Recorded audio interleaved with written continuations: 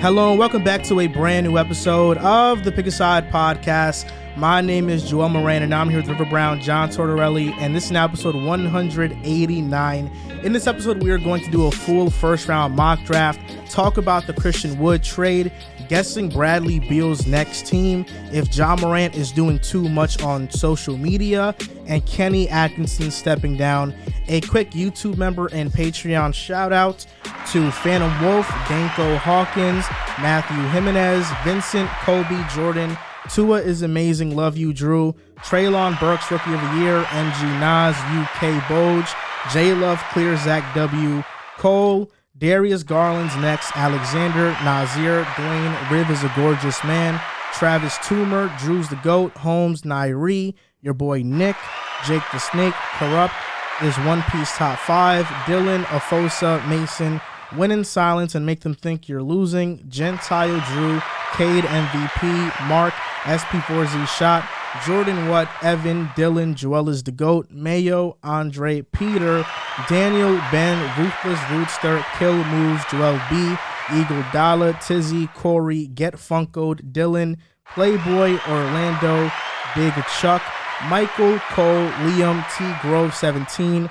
Tua Sucks on Ka, Ryan, Epic Lankiness, It's Black Ace, Anthony, BJ, PJs, Langston, Jazzy Juice, Johannes, Dave, Muffins, John, Sean, Burner Hoops, Court Cousins, P. Hikari, and Jay Aqua. In the honor of Drew? Nah, I ain't saying that bullshit. Yeah, so Drew couldn't make it today because he has exams this week. He has a lot of exams, so John is filling in. Hello. Did I say your last name right? Yeah, you got it right. Okay, I said it right. Make sure y'all wish Drew good luck on his test, man. And we have a special guest back with us, Pierre. Welcome to have you back. Yes. You know that. I'm taking notes. I'm getting ready for our mock draft. Is he even a guest anymore at this point? Or he's like a... It's still like, it's a recurring guest. Recurring star in the show. Yeah. For sure. It's actually, our last episode with you was actually our most viewed episode. That's what I like to hear, man. Yeah, man. Shout out to the people. Power to the people, man. We here. Got to give the people what they want. The collab of the century. Got to keep running them numbers up. So yeah, this mock draft is about to be amazing. This is really random. Like I'm looking at a lot of teams have multiple first round picks. This draft is the top 3 stars in the draft are very hit or miss. I guess there's a lot of question marks around them, but there's a lot of depth in this draft. So I'm curious to see how this draft goes. It could go insane. It could be by the book. Who knows? It's gonna be fun. All right. So we somebody already gonna decided. Overdraft. I'm gonna tell you that right now. Somebody gonna overdraft. It might be me though, but somebody gonna overdraft. Because you're gonna take Bryce McGowan's in the lottery. Yo, I ain't gonna do that, but I was thinking about it, but I ain't gonna do that. I might though. I can't wait to see how this go, man. All right, so we already decided on how the pick order is gonna be. So Riv, you have the first pick. John, you're gonna have the second pick. I have the third pick, and P has the fourth pick. Now, you want me to cue the music, Riv? It's for you. So of course, with the first pick in the NBA draft, of course I'm gonna take Shed Holmgren. I think he falls right into Orlando. You know, I like the defensive scheme they got placed for him. I like the defensive players they already got in Orlando. They got a good young team. I like the core. I think Shed definitely goes there and he could fit with that system. So Shed goes 1 for me. I gotta click the pick and all that. There's no pushback on that. What made you not take Jabari? For me, Shed is more of a 4. I think he's gonna play a 4. I'm really interested to see him and Wendell Carter Jr. together, and plus with his defensive instincts, along with if Jonathan Isaac can come back, Wagner, Wendell, Jalen Suggs, I think they could be a really good defensive group. So that's why I like that fit. Did Jalen Suggs influence your pick heavily? Not heavily, but it definitely made me look at it because they both were high school players together and they dominated high school together. So it definitely look at it in bright view, but it was more of the defense. Okay, now John, your pick. You're on the clock. OKC selects Paulo Banchero out of Duke. We were going to take Chet Holmgren because we need that rim protection, and then you assuaged all of that. So basically, it's obviously between Jabari and Paolo. I don't want Jaden Ivey with our 2 existing guards.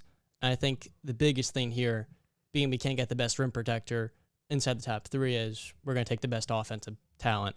And with Paolo, we're getting somebody who can play make at a pretty high level for a 19-year-old. His footwork and his strength for a post score, all of that cumulatively with, that's not a word, Shea and SGA, and even Lou Dort. Shea and SGA, the same person. You mean Giddy? Shea and Giddy. Yeah. I think there's a lot of passing there. Yeah. And the half court specifically, that could be a really fun dynamic in the pick and roll between him and Josh. And then SGA too. We'll see how those two coexist. Man, So, you ruined the Giddy to Shet thing, man. No, I like Suggs to Shet. Ooh, I like Giddy's that. better than Suggs significantly. Significantly? Yeah. It happens. Our draft already has went different than most mocks. Isn't it Jabari, Chet, Paolo? Yeah. Which is nasty, nasty order. So the third overall pick, to nobody's surprise, I'm gonna go with Jabari Smith. I personally would have taken him number 1. I think that although I think Shed and Paolo might have higher ceilings, Jabari is the safest prospect just because he's such an elite shooter. And I think he fits what the Magic want to do. I feel like the Magic need more floor spacers, but with Houston, this is a home run pick. And now they lost Christian Wood. They're now getting somebody They lost that's or like they gave Christian him away? Wood. Oh, yeah, they gave him away for nothing because they're not a very smart franchise. But yes, Jabari Smith to Houston, the third overall pick. Now they have a young core of KPJ, Jalen Green, and Jabari. And not too bad. I wish they had a true point guard, though, but it is what it is. Cue the music, man. So, with the 4th overall pick of the 2022 NBA draft, me and the Sacramento Kings are selecting Keegan Murray from Iowa University. Oh, I shit. know a lot of people probably expected or have Jaden Ivey as their 4th guy outside of the top 3. Jaden Ivey has made it clear to me and our Sacramento King organization that he has no desire to be here. So we're not going to be the people that draft someone to come to a place they don't want to be. And because before I got this job, we traded Tyrese Halliburton for whatever reason, doesn't make sense to bring in another guard if we don't think or if we consider how much they're going to fit next to De'Aaron Fox. Right now, we just want to take as much skill as we can get. I wanted them to get Franz Wagner last year. Obviously, they couldn't because the Magic got him. And to see him have the year he had, it makes my heart ache for the Kings. But this year, they get another chance to get somebody who is skilled and is versatile, can play 3, 4, maybe some small ball 5, Harrison Barnes, Sabonis. We're going to take Keegan Murray and just add some skill and versatility to the roster because right now, that's what they lack. They lack any type of versatility. Yeah, that's a great pick. Incredible. The Kings want to get like proven players like that can just like, fill in. That's why I think the Shaedon Sharpe stuff is kind of mostly like smoke. I have a question for you guys though. Do you think for me at least, the Kings feel like a Benedict Mathurin team? not This at 4. early? I feel like the Kings are a team that would take Mathurin this early. If they were Keegan's been gaining a lot of traction to be in Yes. the top 5 as of lately. Benedict this high? No, if they had like 8 or 9, I would say Benedict definitely. But at 4, I don't know. Benedict at 4 is kind of like They could trade back though. It could. It's always a possibility. That's what I see happening. I see them really realistically trading a pick, but obviously I'm not about to do all that in our mock draft. But I mean, Benedict Mathurin and Keegan Murray they're too smart of picks for the Kings. I really do think that they would take an Ivy or Sharp. That's just the type of shit that they do. I'm under the belief that they need to start trying to get, like you said, guys who are a little bit more NBA ready, guys that are skilled. Stop trying to make the home run picks. They did that last year with Davion. I give them credit, even though I don't agree with it because you already had 2 guards. But he was solid, when he got his opportunity. Keegan Murray is the route they should go, though, as long as they have Fox. If that's who you're investing in, put guys around him who do not need the basketball, because when he doesn't have it, he's just not as effective. So, Absolutely. And Riv, you were over there celebrating because the guy you want at pick 5 is there. Well, I just called Dwayne Casey, and he's geeking right now because we didn't know this was gonna happen. So shout out to the Kings. But Jaden Ivey, obvious. I'm going Jaden Ivey with the 5. And now, for the love of God, I will never try the Killian Hayes, Cade Cunningham experiment ever again in my life. Now Cade Cunningham gets to run the show, be the point guard. Jaden Ivey gets to come in, seamlessly be the 2 guard, be that scorer. Sadiq Bey is still there. Probably want to bring back Marvin Bagley. He had a good year, but basically my 1-2-3 is pretty much set for the next 3-4 seasons, even longer, with Cade Cunningham, Jaden Ivey, and Sadiq Bey. So this was a Y'all great still pick got for them. Jeremy Grant too, so make expandable. You can probably add Yep. some young pieces. We could probably there. add another pick if we want to, but my 1-2-3 set. So I'm good. Yes, Jaden sir. Ivey is the pick. And I won. Detroit won. 6th overall pick. Indiana Pacers are on the clock. Keegan is gone. Where do you go here? We're going to take Shaedon Sharpe out of high school. Oh, shit. We're going to take a risk here because the Pacers, they like to play it safe with Rick Carlisle, but we're done with that. We need a guard who can not only play with Tyrese and score at a high level, but we just need to take a swing on upside. And with Shaedon, you're taking a massive gamble here. But there's two things you do now. One, he has the physical tools, the size, length, athleticism, and two, he can shoot it. You can say certain things about how far he is in his stage of development as a scorer and shot selection and decision-making, but he's also 19 years old or 18. And with that youth, they are trying to win now, but with Tyrese specifically, he's not going to be a primary guard on our offense. Yeah. He's going to be playing off of him. He can slowly but surely develop alongside him. And I think in terms of upside, this is the best way for us to go. I got a question because Tyrese Halliburton, great point guard, young point guard, great playmaker. Did you make this pick with the assumption that Brogdon is gone? Yeah, so initially the plan was to take Jay and Ivy, who you took conveniently. What we like in Jay and Ivy is the excitement of the athleticism and explosiveness to sell tickets. But more so, Keegan Murray would have been nice here because with the Kings, we could have actually, assuming they took Jay and Ivy, we could have sent them, assuming they took Jay and Ivy, we could have sent them Keegan Murray and maybe Malcolm Brogdon and got some future assets for moving Brogdon's contract to them because he would fit well with De'Aaron Fox. Yeah. We damn sure would have took it. Yeah, Kings. Yeah. I like the Shaedon Sharpe and Tyrese fit. It feels like a better version of Tyrese and Buddy Hield to me. Definitely. Yeah, it's not bad. I don't. Got to go for the fences. Indiana got to make that move. So. Especially the Chris Duarte pick. It's like, we know what he is. He's already 25 years old. Yeah. He's a solid player, but it's like, come on. Yeah, he's a I good think they player. go Benedict Mathurin just based off who they are and what they do, but I wouldn't be mad at Shaedon Sharpe. That's what I would do, Shaedon Sharpe. But Chris Duarte is 25 already? He's up there. This is a tough pick for me. The 7th overall pick, the Portland Trail Blazers. They need a player to contribute now, but it's just, I don't know. I think they trade this pick, but if I had to pick a player, In my opinion, it's between two people. it's between Mathurin and Asia Griffin, Yeah. and I'm taking Mathurin. I think Mathurin is the better player. great pick. Yeah, I'm taking Benedict Mathurin for the Portland Trail Blazers. I think realistically they do trade this pick to Detroit for Jeremy Grant though. Okay. That's great. So if they did trade this pick, who would you take with if Detroit gives them Grant and maybe like a late pick for this pick, who would you take if you was Detroit? If you took Ivy, Yeah, I took Ivy. I'm taking AJ Griffin. You take AJ Griffin? Yeah, I think he fits better with them. Mathurin could fit too, like they're both spot up shooters, but just AJ shooting 44% his freshman And season. at no point would you think I about trust that Jalen more. Duren. That's what I'm taking, Riv. I'm taking Jalen. Man, give me him right Yeah, like, now. with Cade, and would you think about Jalen Duren? Because Isaiah Stewart is cool, but I don't think he's like a starting caliber center for a playoff team. I think Duren could be I that. changed my mind. I would take Jalen Duren. I would take Jalen Duren. Because they have Sadiq Bey. Yep. I forgot about Sadiq Bey. Why you always forget about Bay, man? Because Sadiq Bey Oh is my what he is gosh, what it is. He that is what he team. is. Just thinking about Don't that do that, team, bro. that's a nasty ass team, bro. Yeah. It's good young Sadiq. core. Cade Cunningham, Jaden Ivey, Ivy. Sadiq Bey, Jalen Duren. That's a good young core. And they got Cap still. That's Yeah. crazy. Yep. To go get your guy, Zach LaVine. He's signing, bro. Why are you doing that? All right, next pick. You're up, Pierre. The 8th pick. This the Pelicans. With the 8th overall pick, the New Orleans Pelicans, we select Dyson Daniels from the G League Ignite. We've established a good roster. Zion, Brandon Ingram, Trey Murphy, Herb Jones, Jackson Hayes, CJ McCollum, Jose Alvarado. We got a nice Jonas Valanciunas.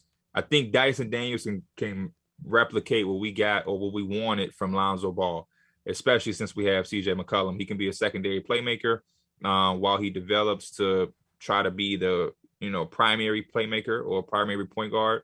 He can defend, and having him, Herb Jones, out there defending will make us extremely versatile. We still also have Kira Lewis, Devontae Grant. We got a lot of pieces, but Dyson Daniels is going to come in. He's going to do a lot of different things. He's going to play some point guards, some shooting guards, some small forward. He's going to run around, guard all three positions, and we just going to get out and run. And he's going to use his open court passing to throw lobs to Zion.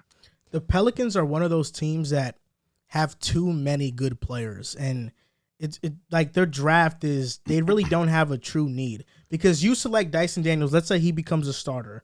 You now have Dyson, CJ, Ingram, Zion, Jonas. Oh, no, so Herb Jones now gets benched. By the time Daniels becomes a starter, I think CJ is a sixth man at that point, or he's gone. I ain't gonna lie. What if Dyson Daniels becomes a starter and he's a top 10 pick? He could be there in the beginning. Yeah. I'm projecting Daniels to become a starter by year 3. You put Daniels, Herb Jones in the backcourt is nasty defensive work. Then you got also, Ingram. listen, we got to watch how we talking about Herb Jones. He had a nice year, very good defensively, but he is a guy that could come off the bench. He ain't like he's the top 5 all-star player. That is true. He can come off the bench. That's true. That's true. And can we talk about their shooting coach, Fred Vinson? That would be the perfect coach to pair up with Dyson Daniels to develop that jump shot. Like Zoe. That's why you're here, bro. This is Zoe 2.0. That's why Big you're here, time. because I didn't know that. So this is why you're here. For real. Riv, you're up. You have the 9th overall pick, and this is the Spurs selection. Good job, bro. So at first I was mad that he picked Daniels because I thought I was the Wizards here, and I would have went Dyson Daniels here, no thought about it. But being as I'm the Spurs, I have DeJounte Murray locking down my one position. Honestly, this pick for me is between Griffin and Johnny Davis, and I'm gonna go Johnny Davis. You know, I think he is a Spur guy in terms of skill, ability to create his own shot, inside, outside game. His three-point shot is a little streaky, but defensively, I think he can bring it into the NBA. I think he'll be a plus defender from day one. Not an elite, but a plus defender from day one. He can be an elite defender down the road. But I think a backcourt with him and DeJounte Murray, that kind of fits what the Spurs do. They like to play the mid-range game. They like to attack the basket. So for me, I got Johnny Davis with this pick. So you're out on Josh Primo then. I was never in, bro. That's my guy. I love Josh Primo. I didn't know he was going to go 11, but I love it. They have so many guards. I'm surprised you took Johnny Davis, because not only are you out on Josh Primo, but you have DeJounte, you have Lonnie Walker. He's gone. You have Primo. You have Devin Vassell. You can call him a win. He's 6'5". He ain't that damn big. They have a lot going on. They got to make some decisions. Even if they don't make this pick, they got to make some decisions. I don't think Lonnie coming back, if I'm being honest. You don't? In your mock, though, you took your lottery mock. You took Ousmane Dieng at 6 for Indiana. You don't think the Spurs swing for the fences at that pick? That's my mock. I have Ousmane at 9 in my mock. It's possible. I think they like the Spurs. They can go 3 different routes here. Honestly, they could go Dieng. They could go Dave. They could go AJ Griffin. You know, they could even swing for the fences and say, Durant. you know what, Duran. We want Pirtle is not the long term ideal, so we want Duran. I just think I would have went Johnny Davis here though. I want to fill up my backcourt for the next couple years. I don't think Lonnie Walker. You know, he shows flashes every year, but he never is it. Yeah. Devin Vassell, he is 6'5", but he has long wingspan. He looks 6'8", realistically. So I like the DeJounte Murray, Johnny Davis thing. Defensively, it would be really good. Now, John, you're on the clock, and the Wizards have a dilemma because you have basically 2 scenarios to play with. The scenario that Bradley Beal stays and the scenario that he goes. So which one are you operating under? The situation is Bradley Beal's leaving because Tommy Shepard's going to want to leverage him into some sort of draft capital. But regardless, we're taking Ousmane Dieng here out of the NBL. The Wizards are like the most mid-team in basketball, and we just need to take the strongest win we can. We have rim protection, right? We had that in Kristaps and Daniel Gafford, so we don't need Jalen Duren here. And then you look at, in terms of potential, AJ Griffin, with all of his leg injuries, is that athleticism going to be there in 2-3 years? Over the long haul? I'm not sure about that. Am I willing to take that risk? Because we already have Corey Kispert. He can shoot the ball at a high level and defend. How much better is AJ Griffin really going to be if he is only going to reach his floor? So for us, we're going to take a big win who can handle the ball. Was really, really as bad as he could have been to begin his season in the NBL. But he just turned 19 years old, and you saw while the season got on, he continued to get better and better. Some of it with him could be a little bit of you really don't know what you're going to get out of him, but we trust in our player development to at least wing player is somewhat of a position of need here because we have Kispert, we have Hachimura, but Hachimura hasn't done anything to prove himself. Kyle Kuzma. To ask the question, Danny Advian, he was really well on the defensive end last season. Kyle Kuzma, he's there, like you said. Rui, I think he's more of a 3 than a 4, but he's both. Corey Kispert, like you said, is there a way where you see Beal going to San Antonio? No. I mean, with all those wins you named, do any of them move you? To be fair, no. They don't move Then me you at know all. Would you He's a good take Ty defender. this high? No. Hell no. And Hell no. this point guard class isn't good enough. We could just sign Colin Sexton or at least trade for him. I like think the for us- Usman Dieng pick. And That's a good pick. Usman, in the first half of the year, his points per possession was at .50, but in the second half, it was Screaming. at like 1.01. I don't want Dieng to get lost in the sauce with all those wings, because they got, like you said, they're a mid-level team with a bunch of Unless mid players. Wesenseld goes the Jason Kidd route and plays him at point guard, like how Jason Kidd did with Giannis in Put a lot of Milwaukee, pressure on him. Give him some reps. and just That's what I would do. get him At reps. this point, fuck it, right? Yeah, because Usman Wizards? Dieng in the second half of the year and in the NBL was good. It's just that from what I've seen, inconsistent minutes and the lack of freedom the entire season there. So when he had the freedom and he had the minutes, he was able to produce. It's just he didn't really get that opportunity. I like the pick. We're going to commit to him. Him or Denny got to get some point guard minutes if that was the case. Yeah. I don't know if Danny can. Now with That the boy Benny 11th locked, though. overall pick, the New York Knicks select. Oh my gosh, you took Johnny Davis. Has really fucked me up, man. Uh-huh. Oh See man, how it you were feels, talking right? about me taking but you took him.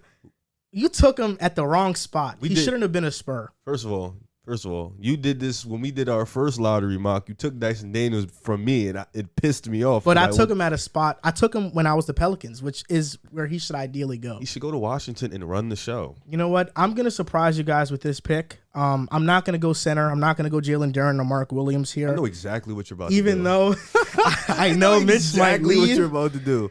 I'm gonna go with Malachi Branham. I'm gonna select him here. I'm going with I knew you were Malachi gonna do it. Branham at number 11. I remember the last time I was on here, I put that name in there for the Knicks, and you was like, "You would take him that high?" He went to do research.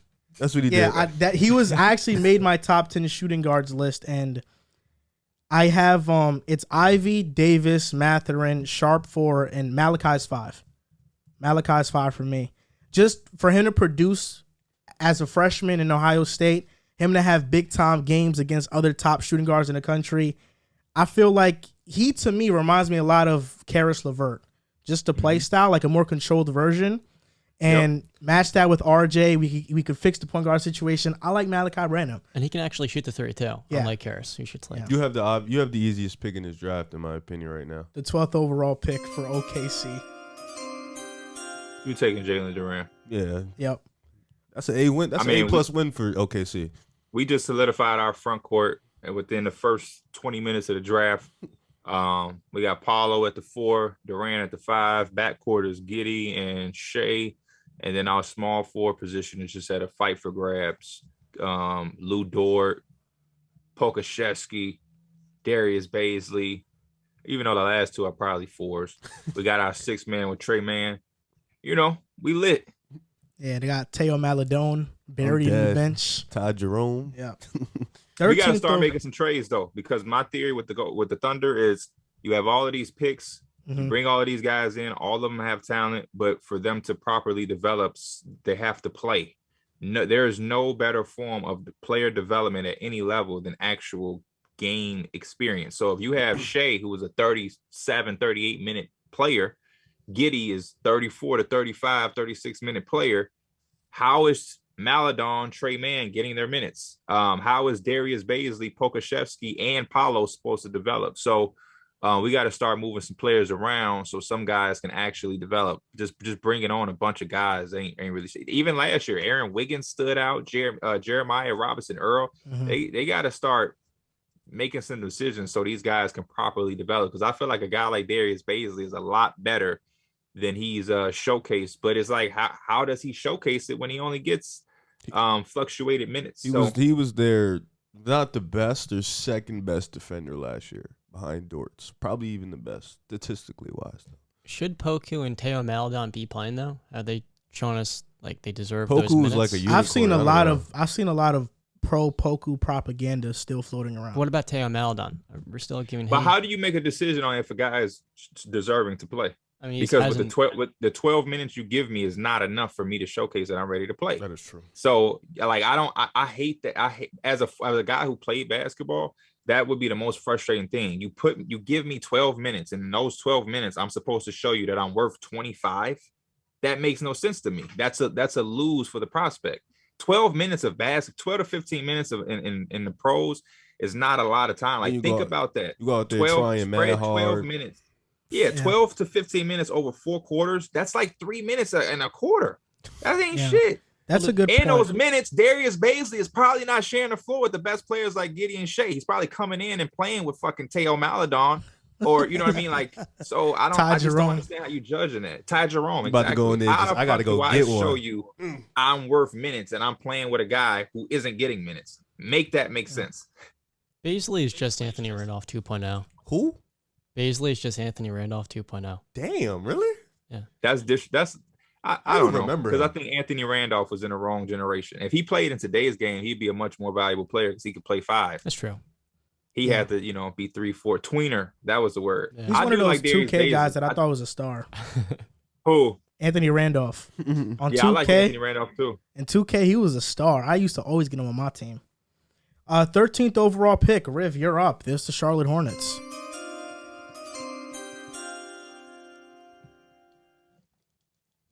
Are you gonna select your guy? I'm stuck. Right, yeah.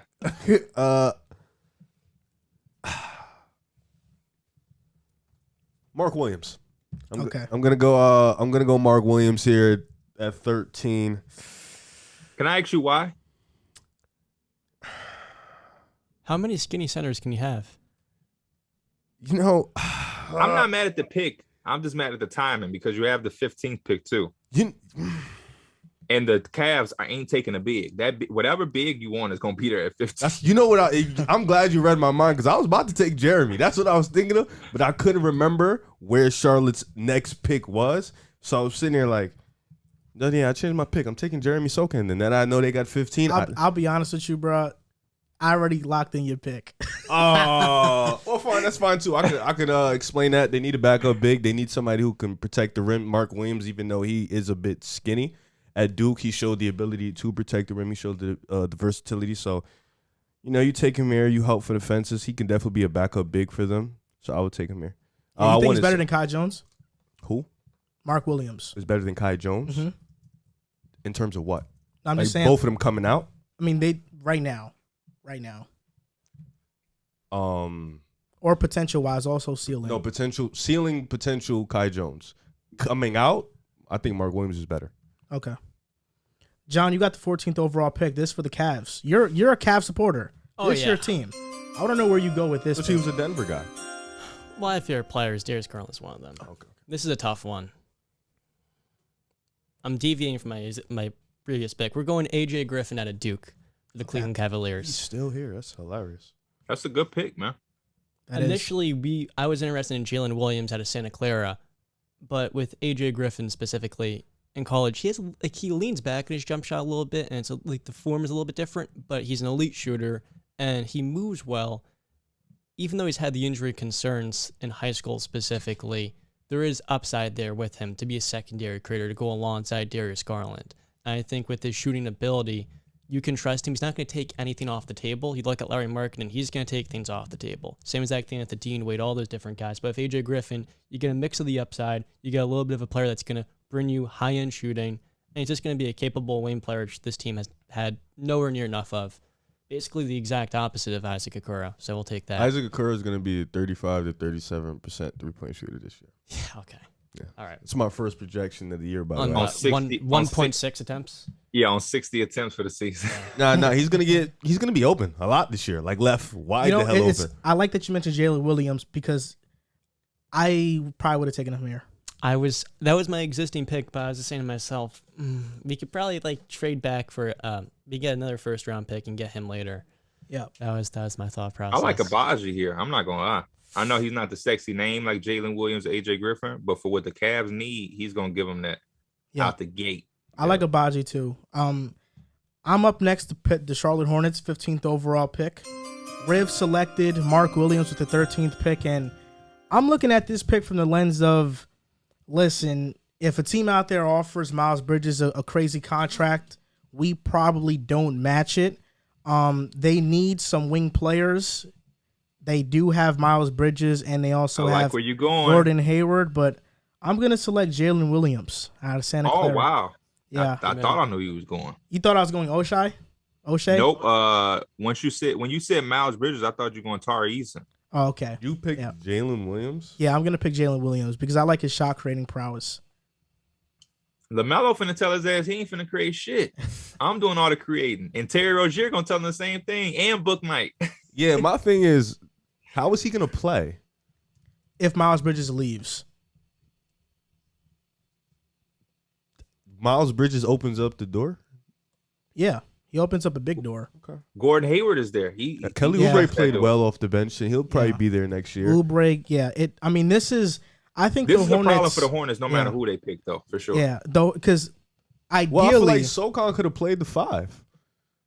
But you just drafted Mark Williams. But what did I tell you before? When I drafted him, I wanted to change my pick. He said he locked it in already. I couldn't. But even if you didn't pick him, he was gonna pick him. No, I was. They're gonna use a big for one of these picks, and they already have Kai Jones. I was gonna pick SoCon, but I didn't know what the second pick was. I told you. I said I thought it was deeper down. Oh, you picking Sohan as your Sohan, because y'all gonna make me start saying his name wrong again too. Because I used to say Sohan.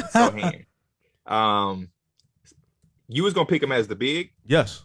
Okay, my fault then. Yeah, okay, I see what you're saying. You know, for me, like, ideally, I would have picked like O'Shea for Charlotte, but Rozier is locked in for like 3 years. So when is he really going to play? And you have Book Knight already, but I feel like the Hornets need to change their identity and bring in defensive-minded players, which is why like O'Shea, Sohan, Eason, Williams makes sense. I just like Jaylen Williams. I'm higher on him than consensus, so that's why I picked him this high. But I ain't mad at it. 16th pick, P, you're up with the Atlanta Hawks selection. This is tough. It's only tough because we didn't expect to have some of the options we have here. We have like Jeremy Sohan is still on the board, Abaji, Tari Eason. There is even some guys that I really like that like I may reach for them. People may be like, man, that's high for that guy, but I come from the class of like the Suns. If you love a guy and he can contribute to what you're trying to do, you take him even if it's earlier than the consensus. So because of that, I'm going to pass on Abaji. I'm going to pass on Sohan. I'm going to pass on Tari Eason. And I'm going to go and I'm getting Dalen Terry from Arizona. And the reason I'm doing that is because Dalen Terry is the type of backcourt player we've been looking for to put next to Trae Young. Somebody who isn't ball dominant, but has enough to relieve some pressure. Somebody who can guard all over the place on the perimeter to hide Trae Young, and somebody who can pass the basketball in transition and has the size at 6'7". So we're taking Dalen Terry. A lot of people in the draft room or in the media are like, oh my gosh, they just picked him so high. We don't care. In this mock draft, I can't trade back. So we just gonna take him early as hell. And at the 16th pick, the Hawks were taking Dalen Terry. That's a good pick. Now, Riv, 17th overall pick, Houston Rockets. Jabari Smith's already on the roster. Eric Gordon's going to get traded, most likely. Good pick. I like that. I like that good pick. I like Dalen Terry, too. Real good pick. Like you said, you picked Jabari. I don't want to go 4. We already have a 5. Sengun's going to play the starting minutes. KJ Martin just requested a trade. So I'm looking for a wing player right now. You know, I'm looking for a wing player. Like we said, I could go tie here, but I want to try the Kevin Porter experiment one more time. Jalen Green assures the second spot. So I'm going to go ahead. I'm going to pick Tari Eason. I'm going to put him with Houston. I feel like this is a good pick. He can go in there, plug him right in. He can start. He can come off the bench. I like his defensive upside. I like the spacing he could provide down the road. So for me, I'm going to pick Tari Eason. Yeah. I just want to say, in any situation in real life, we're a few days away. If there is a situation or a circumstance where the Houston Rockets can get any of the top 3 dudes, Chet, Jabari, or Paulo, and then also at 17, get Tari Eason, it will be hard to convince me, especially because they have the 26th pick also, that they don't win the draft night. Yep. That is a good ass draft. Oh, you thought you was Jabbar. laughing? You was laughing because you thought I wasn't gonna pick Tari? No. I was laughing because you did the thing because I took Dalen Terry. Oh yeah. Yeah, and it'd be the second straight draft that they would win, because last year it was Jalen Green, Sengun was a good pick. Usman, it's a wait and see, but Josh Christopher also showed a lot of flashes too. Dog. So they're And building Garuba something. was a good pick on the night. Yeah, it was. Yeah. Definitely was. John, you have the Chicago Bulls First pick. of all, Garub, it's hard to play 15 minutes with him at times. Terry Eason is what Garuba is probably like meant to be. That's okay. What we call it? That's a league pass team. Jalen Green, Tari Eason, Kevin Porter Jr., Jabbar. Like that team gonna get out and run. And they might get blown out, but they gonna have some highlights. Josh Christopher, I like that team. 18th overall pick, John. You're on the clock. The Chicago Bulls Make the right decision. select EJ Liddell at Ohio State. Are you liking me funny? What? Oh, EJ man. Liddell. I was afraid you were going to take him at number Wait a minute. Wait. You know what? 16. Wait a minute. I gotta step in. I'm sorry. That's exactly what the Bulls did. No. Wait. I gotta step in. Oche is on the board. Yeah. Jeremy Sohan. What's his last Sohan. name? Sohan is on the board. Yeah. And you picked EJ Liddell over both. That's my those only guys. argument too. That's my only thing. I'm not mad at the pick if they both were gone, but they are right there. Oche, we're a playoff team. Agbaji's right there. EJ Liddell works for a playoff team. No, though. he does, but we need. I feel like Oche can shoot the ball and does nothing else well. he can play. Whoa! He can defend 1 through 4. What are you saying? He's fine. He takes nothing off the table and he can shoot the ball at a high level. But he's not with We need Tari perimeter Eason. defense. He's a more athletic Grant Williams. He improved a ton as a shooter. Not Tari. You talking EJ about Liddell. You're throwing all these names at me. EJ Liddell has improved to a 37% 3-point shooter. He can rebound. He can play 5.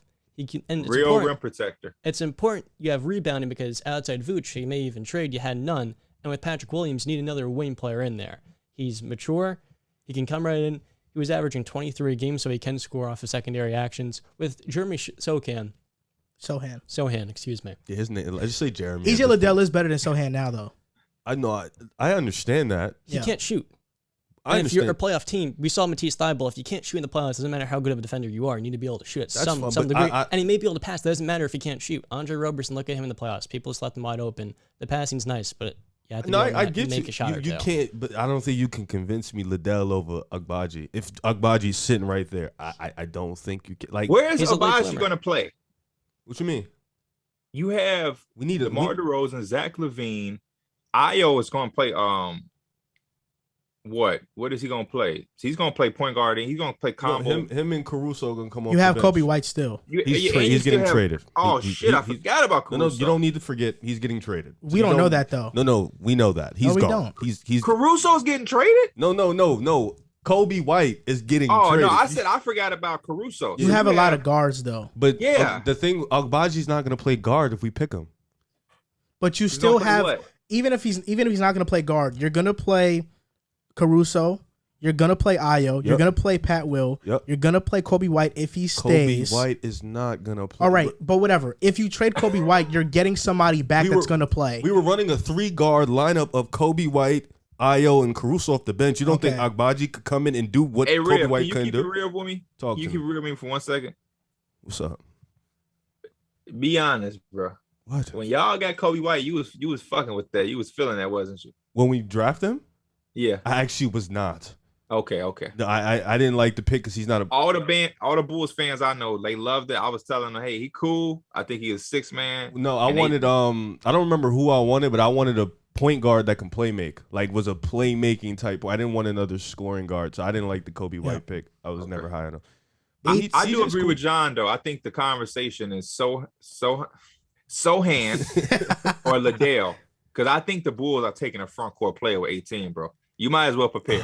No, They're taking a I front court. get no. I know we. I just if those two on the board, I don't. That's tough. I don't know. He can The remember. Bulls are another weird team. They got a lot, but a little. At We the need same we time, need like they we got, need we need wing defense and we need a backup big. So all right, That's I'm what cool he with is. it. Liddell's cool. Yep. He's 6'7" though. Agbaji's 6'6", but you know what? Strong, he's athletic. I love this mock draft so far because I got to pick the Knicks pick, and now at pick 19, I get to pick for the Minnesota Timberwolves. So this is a great draft. Now I know that right now there's rumors that they want to trade for a true center. Clint Capella was a name that surfaced. Jeremy Sohan is somebody here that is intriguing because defensively the Wolves could use more defense. But I look at the Wolves and I'm like, I kind of already got a Sohan and Jared Vanderbilt. Do I really want to have two of those guys? I want to add more offense. I want to add more floor spacing. I'm going with Agbaji here. I'm selecting Agbaji for the Minnesota Timberwolves. Great pick. That's a great pick. Great pick. Great analysis, because one of my comparisons for Sohan is Jared Vanderbilt. Mm-hmm. So I agree with you to a T with that. Me and my 20th pick Spurs, we ready. You can cue the music. We 5 picks ahead. With the 20th overall pick, we're going to take oh shit, we not prepared because I just remember you didn't take Sohan. So do I want to take this dude or take Sohan? You gotta be ready, man. Who did y'all take? He took Johnny Davis. Because we did that. I took Johnny, my boy. Because we took Johnny Davis already, we're going to skip this guy who I really would love to have. We're just going to take Jeremy Sohan. I was going to take Nikola Jovic. Oh, I thought you was going to go Harden. We're going to take Jeremy Sohan, man. Yeah. Get him off the board. Pick. He's a steal at 20 for us. The 4 position has been vacant since I don't know when. We tried Trey Lyles. We've tried fucking I don't know, but Lucas Salmonich. We're going to take Jeremy Sohan. Yeah, that's his last name, Salmonich. Yeah. Now this is your pick, Riv. Nuggets. Wild card moment. I like Denver's player development. I like Jamal Murray. I like Bones, the fact that he improved. You better select Jovic here. I am not going to select Jovic here. You better not select my boy and make him get lost in the sauce. Nah, this one was a tough pick because it all trolling aside, it was between Jovic and Jaden Hardy because I really do like the development. But all trolling aside, I'm going to go Jovic. I feel like the fit here is damn near perfect. I was really thinking on Jaden Hardy because I do like the development, but Jovic, I feel like he fits their scheme perfectly, and I feel like he's a good playmaker. He can potentially be a good shooter down the road, and I like his defensive upside, so I'm going to go here. Now, John, you're a big Nuggets guy. Do you co-sign that pick? Yeah, solid pick. Yeah. Thanks, Can I ask y'all a question? That was a good one. You co-signed and you drafted. Who does he guard in the NBA? Jovic? Same. Let me think. Give me a second. The same people. Well, they'll figure it out, right? Just throw him on a 3. Yeah. I think more. You have MPJ. Don't forget about that guy that you gave $30-some million to. I don't know. I still don't know who he guards. And then you got him. Now you got 2 guys who I don't know who guard. Well, this is the protection plan for an MPJ goes down. He can shoot at a high level with more space in the NBA. The driving lanes will be less dense than they were playing overseas, so that'll help him too. That was a good pick. Playing Jokic will help a lot. Hey, man, you just need more people who can come in here and make like magicians and be able to shoot the ball. We figured that out from, you know what I'm saying? I mean, I like him. I like him. I'm going to be honest with you. I was looking at Aaron Gordon last year, and I was asking at times, who can he guard? I'm just be real with you. Sometimes he be looking like a cone, so, you know. Some nights he was locking up and was their best. That's why he a weirdo. Sometimes he locks. Okay. Other times he like, come on, bro. I'm going to let you know now. Jovic ain't going to have no night where he locked. It's going to all be. You don't think he guard Grant Williams? Respectfully.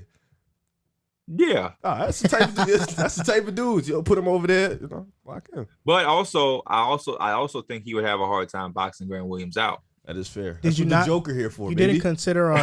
You didn't consider. A good rebuttal. You didn't consider Beauchamp here. I did a little bit. He's such. Him is like. I want him somewhere else. So that's why I didn't pick him here. Now, John, you have the 22nd pick. Memphis Grizzlies are on the clock. And we will take Marjon Beauchamp. He fits perfect with that team, man. His frame and athleticism to be able to defend and grow as a 3-point shooter and a perimeter talent, I think this is an awesome fit for him in Memphis. I mean, what better place to go to than with the Grizzlies? And the thing is, like, Zaire Williams was so bad last year when he first started for them, and they were so patient with him throughout the entire year. So for him, he's going to have the opportunity. Really? One way or the other off the bench. They're going to give him time. They prioritize their player development. We saw Desmond Bain. D'Anthony Melton's the one guy who, for some reason, Taylor Jenkins doesn't trust. So he is the exception to the rule. I do like him, though. I don't know why. Yeah, he's good. They might trade him, too. Just say My thing with, I think because Tyus Jones maybe might go, right? I think we all can agree. Kyle Anderson probably walks away too. So I guess this pick is probably because Memphis is weird. They develop well, but they also have a lot of guys. You know what I'm saying? So he's a guy that could potentially play, but also could fall in the shuffle of the rotation. But, it's a good pick. You take a swing on all these wins. One of them will eventually hit someday. Yeah, these playoff teams with and multiple Kyle picks. Anderson is most likely leaving. These Tyus Jones. playoff teams with multiple picks, man. They weird, man. The two places I would have went with the pick, I like the Buchanan pick. You have Tyus Jones leaving, which leaves a backup point guard vacancy. So Ty Kennedy Chandler could be the pick there too. I actually don't think he's leaving because Ja Morant's injuries, due to them, he's going to miss 15, 20 games a year, and he's so valuable to that franchise. They're going to rest him. And in those games, it's integral you have Tyus off the bench. That is true. The reason why Tyus they're so has good, to want to come back, though. and they pay him a little more. But I think He's not a starter. Kennedy Chandler can be better than Tyus Jones. Oof, I don't know about that. I don't know As a about defensive that player? Kenny can defend. But he can defend it. That's his best trait to me. Tyus Jones is one of the highest IQs for a point you're guard. right. And that's big for a point Kennedy guard. Chandler is good though. I'm really high on Kennedy Chandler. I got Tyus leaving, man. Who's passing up a chance to be a starting point guard and make good money? Do you think he can start though? What team's getting that? Knicks. He can start on the Knicks. No, I'm talking about why like would for the a Knicks do playoff that? team. No offense. We can make the playoffs. Oh. The Wizards would break anything to have Tyus Jones right They now. need a point And guard. Why would Bradley Beal is gonna come up. Bradley Beal ain't leaving. Who talks about where they gonna go hypothetically? Bradley Beal is signing a $250 million contract. Sign and trade. He's announcing that to the world. Nobody says I'm gonna tell y'all where I'm going. He can't. He cannot tell us where he's going because first of all, you have to sign and trade. And I know we're gonna get to this topic. You have to sign and trade. And if he's not signing and trading, he's going to free agent market. Only 5 teams have the money. He's not going to the Blazers. He's not going to the fucking Pistons, and he's not going to the fucking Hey man, Spurs. K looking real glamorous to a lot of these dudes, man. And if he went there, he would have $100 million pay. He would be giving up $250 million to $150 million. That's stupid. Well, he's going to take the money and then request the trade. Yeah, Tommy he'll Shepard. do a sign and trade. Tommy Shepard's moved some pretty bad contracts. I'm sure he could do the same with Bradley Beal. I have Bradley the Beal 23rd. 250 ain't that bad, man. I have the 23rd overall pick. 76ers are on the clock. Hey, Miller Harden. When I was watching Philly last year in the playoffs, the biggest thing that stuck out to me was like, wow, they really don't have a lot of players that can create their own shot, especially since James Harden was a shell of himself. This is easy. I'm going with Jaden Hardy here. I think this is the pick I'm going to make. Have him learn under James Harden.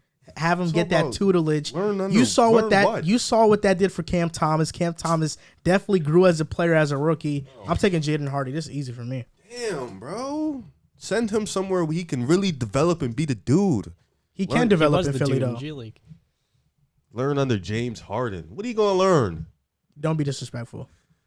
Now you're being disrespectful. Harden ain't a teacher, bro. Yes, he is. Respectfully, he's Cam not. Thomas thinks he is.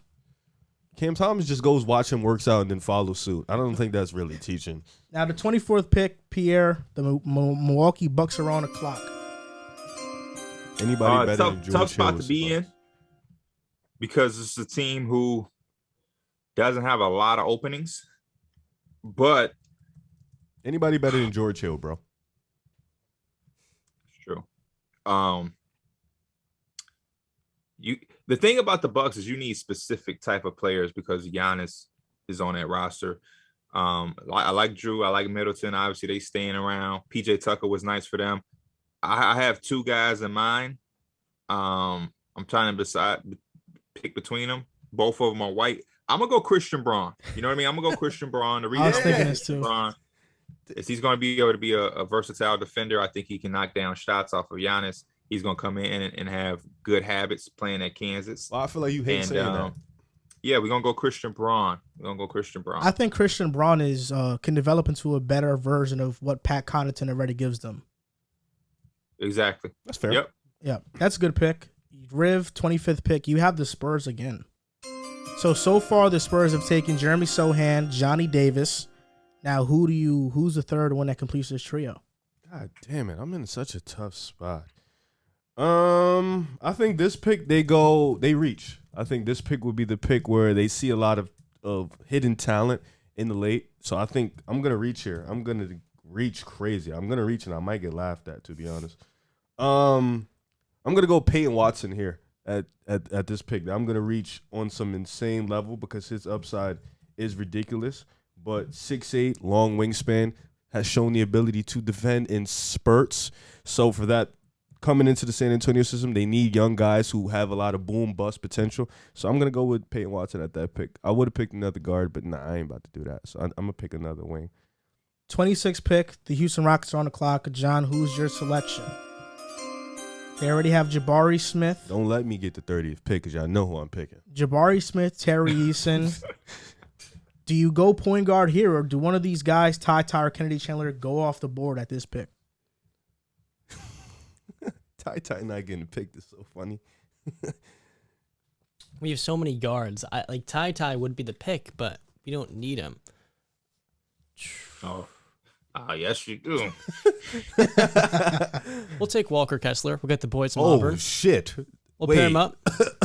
What? Oh, my gosh. Over Ty? All right, come on. Over Ty? You take Walker? We don't need a backup point guard. Who's the backup point guard? Yeah, KPJ. And then who's the backup? Dennis Schroeder is Oh. there, actually. Who was the second pick? Release It was him. Tari Eason, right? Terry Okay. Eason. Okay. Kayshawn Nix is getting the point guard minute. I didn't lock in your pick yet. Wow. That's crazy. No, that was too crazy of a pick to I lock like in. this shit in. My shit say Yeah, I'm about to lock his pick in, bro. We're going Walker Kessler. We're Oh, gonna you're get- sticking with it. Now we're I'm gonna really get- locking it in. We're going yeah. to keep him and Jabari Smith together because we're going to do So everything what about for Jabari. Garuba? Oh, well, What throw in about his minutes. Shangoon? Garuba? Yeah, y'all got like 3 centers. Y'all now. got a lot of young, This is- just Houston, just pick whatever. You know. He's a 26th pick. He's gonna play 10 minutes a game. Hey, Christopher was low. Yes, Earned good it. point.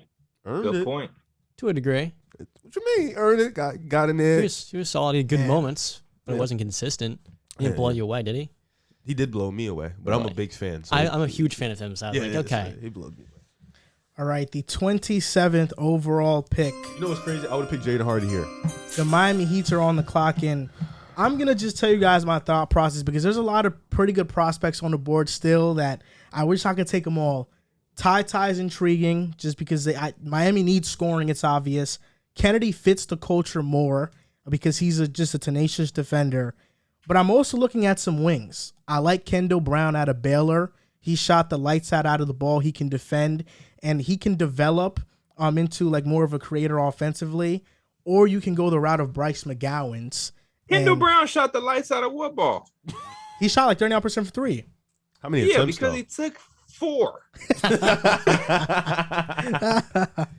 Are you thinking about Wendell at all? Like a Wendell player? Wendell Moore? Yeah. I'm not thinking about it. Okay. No. He said no. No, it's just because with the conversation we had last night, you gave me the impression that Wendell was. No, I I just said Wendell. Like, you know, if I could basically, AJ Griffin's is a lottery pick. Yeah. If I could take Wendell in the second round and pass on AJ, I'll do it. I don't even understand that logic. Like if there's, I'll take another player and I'll get Wendell in a second. And I feel like for the value, it makes more sense for me. That's Miami Wendell players. You know? But Bryce McGowan is intriguing Don't you too. dare do what I think. You're Bryce gonna do. McGowan is super intriguing. A guy who can create his own shot. Miami needs that desperately. But I just feel like I can't disrespect Ty Washington any longer. I got to select him here. I'm just going with Ty I Washington. like your pick and you can't change it. I don't worry. I locked it in. No. Yo, Pee-wee, let's switch, bro. Who you got? Let me get this pick, and then matter of fact, I trust you to make the right decision here. No, you would be after me at 29? Yes. Who's picking at 29? I don't know. I know Memphis. you got it. Memphis. The Grizzlies? Yeah. Yeah, we could trade. You could have the Warriors. I know you like the Warriors. Go ahead. All right. 28th overall pick. The Warriors select. Man, listen. B Elites is probably gone. You're taking Jake. Jacob. Nah, B Elites is probably gone. You know, Damian Lee is probably gone. Andre's probably gonna retire. He's a coach at this point. You try to get Otto Porter Jr. back. You try to get GP back, but the Warriors have a good amount of young core in Moody, Kuminga, Wiseman, but bringing in another young guy is huge. I was thinking about Bryce. I really am thinking about taking Bryce here. And for the right development, I think he'd be great. So you know what? Yeah, I'm hitting the home run. I'm gonna go Bryce McGowan here. I feel like a situation like this. I think I tweeted it one time. I was like, Miami, Toronto, Golden State, anybody with an elite player development would be huge for Bryce McGowan. And since Miami, you missed out on him by picking. I don't even remember who you picked. Ty Washington. Yeah, you missed out on him by picking Ty. They need a point guard. Kyle Lowry is like Gabe 37. Vincent is better than Ty Washington. No, he's not. All right. No, he's not. No, Miami I'm perfect This for Ty Bryce. disrespect is crazy. He can create. Kentucky guard Gabe too. How can they miss? Now, yeah, I'm going Bryce. I'm going Bryce at this pick. Player development. He's going to be great from Golden State. Just another gem in the rust for these dudes. So, Dynasty is going to continue. Lock my pick in, bro, please. I already locked it in. Thank Now you. Pierre has the 29th pick. It's the Grizzlies pick. They have Jordan Poole and Bryce McGowan, bro. With the 29th pick, we're going to take a sleeper, a guy who, with his age, his skill set, should have been picked, in my opinion, with the upside. A guy who was from around the way of my area. My little brother just played against his little brother a couple of days ago. We're going to go Max Christie out of Michigan State, a guy that can play with Ja Morant. He's going to be able to space the floor, play off the ball, but then his on-ball defense that he showcased at Michigan State with the offensive profile upside that he showed, the shot creation ability, tough shot maker, a guy that can come off pin downs, left way, right way, smart player, good size at 6'5", in the grit and grind development system. Put that boy a chain on and have him thug it out with them Grizzly boys. That's good. And also, Grizzlies have shown they're not afraid to draft players who didn't meet expectations their freshman season. Zaire Williams was a top pick last season. Max Christie, he's an excellent pick for Memphis. A lot of guys who are highly touted, have potential. They don't really pan out in college. They're not really good college players. College players are usually the 3-4 year guys. So Now, John, you have the last pick in this Your mock Denver draft. Nuggets. Look The at you. 30th pick in the draft. The Denver Nuggets select who? We picked Jovic, by the way, so be mindful. I trust John. John has shown me throughout this entire mock that he pays a lot of attention. He said everything he said about a lot of these prospects have been spot on. So I think he's going to have a good pick here. This is a tough one. He just picked Walker Kessler. That was the only questionable thing he did. Well, that wasn't a. Like, He also made a face when I said Bradley Beal for 250 ain't bad. That's not great. Bradley Beal 250. What do you it's have? 50 What do you have to million. lose? What are you using that money on? The point is, he's not good enough to be making. Like, you might as well just Damn. move him for the assets. Like, what's the What point player of in paying the him $50 NBA? million? How many players in the NBA are good enough to make what they make? What's more Because a valuable? large percentage of them make more than what they should. That's just the name of the game. But what's more valuable? Missing the playoffs for a fifth straight year, paying Bradley Beal $50 million to be number one, or B, trading him for a few assets? Well, to trade him, you still have What to pay him. assets are you You still have to getting? pay him the money. Yeah. We'll always get the assets, and we can rebuild and get a good pick instead of picking number 7 every year like your Bulls. So we're have. gonna take Bradley Sorry. Beal Why you and do then that? we're gonna break down his They always contract pick number 7. Yeah, that's true. and we're gonna give Bradley Beal's contract to two players who don't deserve the money either. Because that's what you're gonna sign and trade him. You have to make salary match, and you're gonna pull back two boys. You're gonna get Tobias Harris. You're gonna trade him to the Sixers for Tobias Harris, the 23rd pick, and another high paid motherfucker who don't deserve their money. And then now you have two bad contracts when you could have just had one. So Nice, what stinky. are you doing with Bradley Beal? What's the point of this? Like, you need to rebuild. He wants to be there. He's a very good player. When you put solid talent around him, he's showing he's a lot better than last year, which last year's team was ass. So I mean, when you put some shit, if you put the right shit around him, you could be a nice team. You're probably not gonna compete for the East regardless. But yeah, I don't see the reason on why you wouldn't bring him. They haven't won 50 games in over 40 years.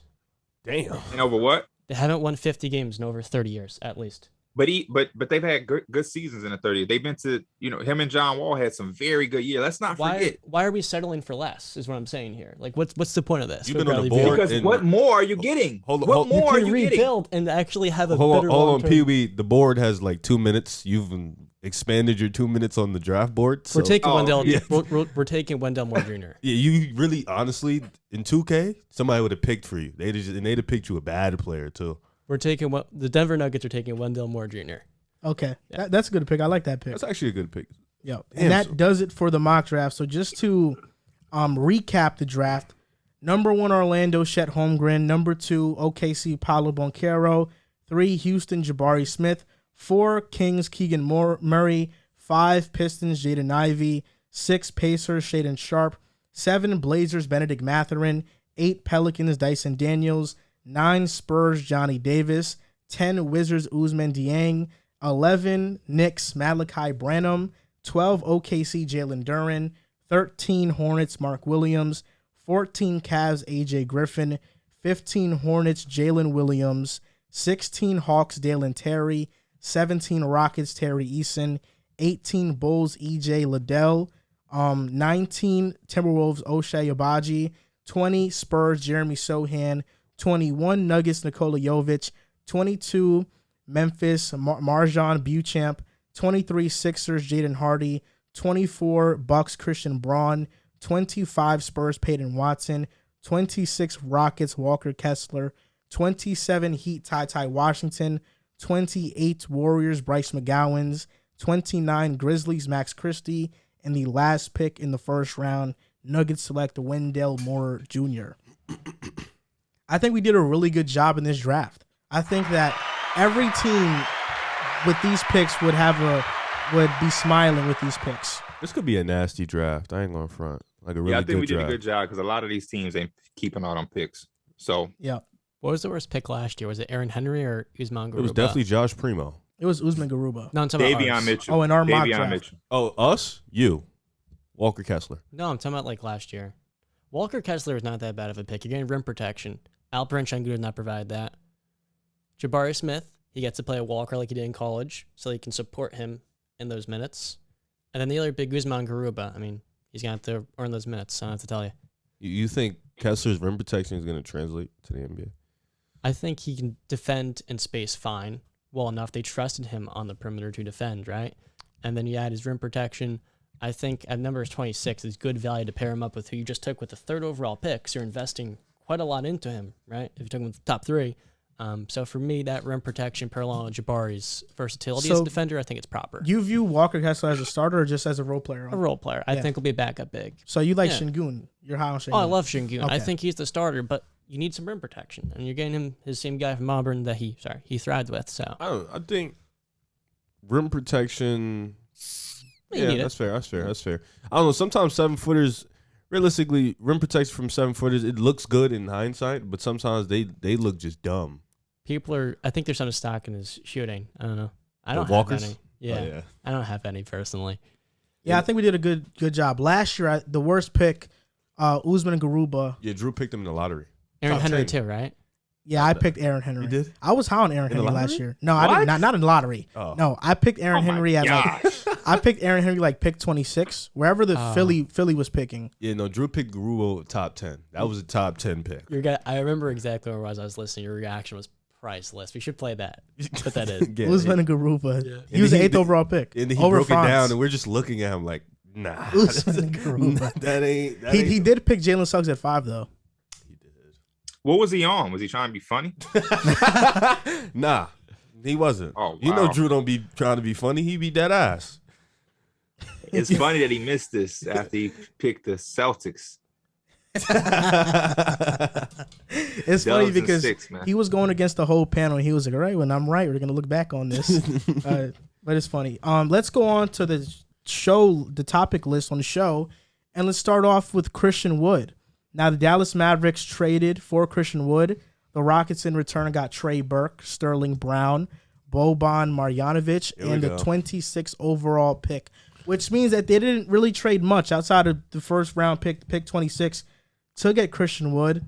Now, how much better does he make the Mavericks? Now, Pierre, I want to start with you. I'm curious to hear what you think, because talking to John and Riv earlier, I know they're not high on this move. I'm curious to know your thoughts. Wow. What? High on the move or high on Christian Wood or both? Thank you. Both, Thank you. Both. Oh, okay. I'm high on the move just because you gave up 4 guys who absolutely don't play and a 26 pick who Christian Wood is better than. To be honest with you though, I think it's a win for the Mavericks. Obviously, I'm not ready to go out on a limb and speak on Christian Wood because I don't know who Christian Wood is, and I don't think anybody does. I think everybody's just guessing. Obviously, he's going to be better with Luka, But he went to Houston to play with James Harden and didn't get to play with James Harden. Instead, we've seen him play with guys that I don't think are NBA talent guys. And even before to get him that contract, it was just like flashes of things. I don't think we've really seen Christian Wood in a Dallas Maverick environment with a player like Luka, with a head coach like Jason Kidd on a contending team. We may see a different version of him, or we may see him more of in a role player role. So I really don't know. I'm kind of in between. I see everybody's perspective clear. I see you talking highly of Christian Wood. Maybe he can make All-Star game. With what I've seen in the NBA, if you start, there's a potential chance for you to make an All-Star game. So I'm not counting them out. But I'm not willing to put everything on the line and say that this guy is going to have an All-Star year. I think the chances are very low, but it is a possibility. But I do think at the end of the day, the Mavericks upgrade, he goes to a good situation, and that's the win in the trade for them. You know, I love the wording that you used there, because you said nobody knows who Christian Wood is yet. And that's true. There's a lot of people guessing, and they're guessing wrongly because they're counting him out, and they think that he's not who I know he is. Now, Christian Wood is about to blow everybody's socks off in Dallas. He's really going to go crazy. Now, I will be realistic because, you know, people may hear this and think I'm being unrealistic throughout this whole thing. So I'll say, worst case scenario, Christian Wood is averaging 15 for Dallas on excellent efficiency and is a great piece for them. That's worst case scenario. But on the high end, and what's actually probably most likely 80% chance gonna happen, is that he's gonna be that second star next to Luka. And I know they've been searching for that. He's a perfect pick and roll player for Luka. He's a great cutter. He's good in the post. He can operate as a roll man or pop out to the three-point line. And most importantly, now he's playing with increased space. So he shoots 50% from 3, 2 to 4 feet away from his closest defender, which means that he's great at taking contested threes. He's great at making them. He shoots 37% on open threes, 40% on wide open one. And Christian Wood, people often say, well, he's not going to have the usage in Dallas that he had in Houston. But in his best season in Houston, which was his first year in the 2021 season, he had a 25% usage. KP this past season in Dallas had a 28% usage, and he shot 28% from 3, which is something that KP, we thought he was going to be a good three-point shooter. Christian Wood is actually a good three-point shooter, and people have been making this Christian Wood versus KP comparison. Oh, it's just KP all over again. Them two are two different, totally different players. It's not even right to compare the two. The only thing you can compare is the ego thing, the attitude. And Christian Wood, to me, is somebody that is highly confident in himself, and that ego could get in the way and could blind him on what his role should be on the Mavericks. But if he buys in to this winning culture, which I think he will, he is going to have a career season. Christian Wood versus KP. Christian Wood, 49% in the post he shot this past season on 8.9% frequency. Kristaps 43% on 22% frequency. Kristaps gets used much more in the post. Christian Wood, not as much, but is still more efficient when he gets those opportunities. Christian Wood's post-up stats, 1.6 possessions per game, so he's not posting up too much. 9.6% frequency, 0.95 points per possession. Shoots 49% from the field when he does that, and 53% score frequency when he's in the post. So that means for every opportunity he gets in the post, he's scoring half of those. That's how good Christian Wood is. And mind you, I actually looked at Pascal Siakam's post-up stats too. 1.9 possessions per game, so the same as Christian Wood. 0.92 points per possession, so Siakam is worse. He's generating less offense from the post, and he actually has a 15.4% turnover frequency compared to Christian Wood's 11.7% turnover frequency. So Christian Wood is scoring more efficiently than Siakam in the post. He's less turnover prone in the post than him, and it's on the same volume as him. Now, I don't want to make this a Christian Wood versus Siakam thing, but this is just to show you that he is capable of high play in that area while not asking for much volume in that. And now we look at Christian Wood's roll man stats. 1.20 points per possession on rolls. That's better than Bam Adebayo, Jonas Valanciunas, Jusuf Nurkic, Nikola Jokic, and Anthony Davis. Now, is he the role man that AD and Jokic are? He is not. But is he better than Bam in that area? I believe so. Is he better than Jokic in that area? I believe so. The fact that Christian Wood can roll and also pop out to the three-point line, I think is huge for Dallas. And let me just ask you guys a question. Who on Dallas this past season was able to really be Luka's pick-and-roll partner and generate offense? Who was able to do it? It was Dwight Powell versus teams like Minnesota. So Okay, nobody was able to do it. So Christian Wood now has a solidified role that you and Luka are going to be the 1 and 2 because Luka's a high pick-and-roll player. Now he finally has a pick-and-roll partner. Christian Wood, excellent rebounder, 14th in rebounding. 37% of his rebounds were contested. And the biggest worry that everybody has for him is defensively. But overall, his defensive field goal percentage this past season was at 47%, which was the same as Siakam. Siakam was at 46.9%. Okay, I know. I understand that. Siakam's at 46.9%, and Christian Wood was 9th in field goals defended per game. So he was defending a lot of shots, and he's not this net negative defender. If anything, in Houston, he was an average defender. He was lazy on closeouts, but these are the 3 reasons why Christian Wood is going to succeed in Dallas. Number 1, he's talented on his own already. With James Harden, he was averaging 23 and 10 in 7 games. Then James Harden gets traded. Houston wins 6 straight games. Christian Wood goes down with injury. They lose 20 straight. Christian Wood is talented. That's number 1. Number 2, Luka is a generational player and playmaker. That's going to make Christian Wood's life a whole lot easier. And number 3, Jason Kidd is going to demand defense, and Christian Wood is going to buy in. A year from now, we are going to be talking about Christian Wood as one of the more important players on the Dallas Mavericks and one of the more slept on moves that happened this offseason, because this is going to propel them into true contention, I believe.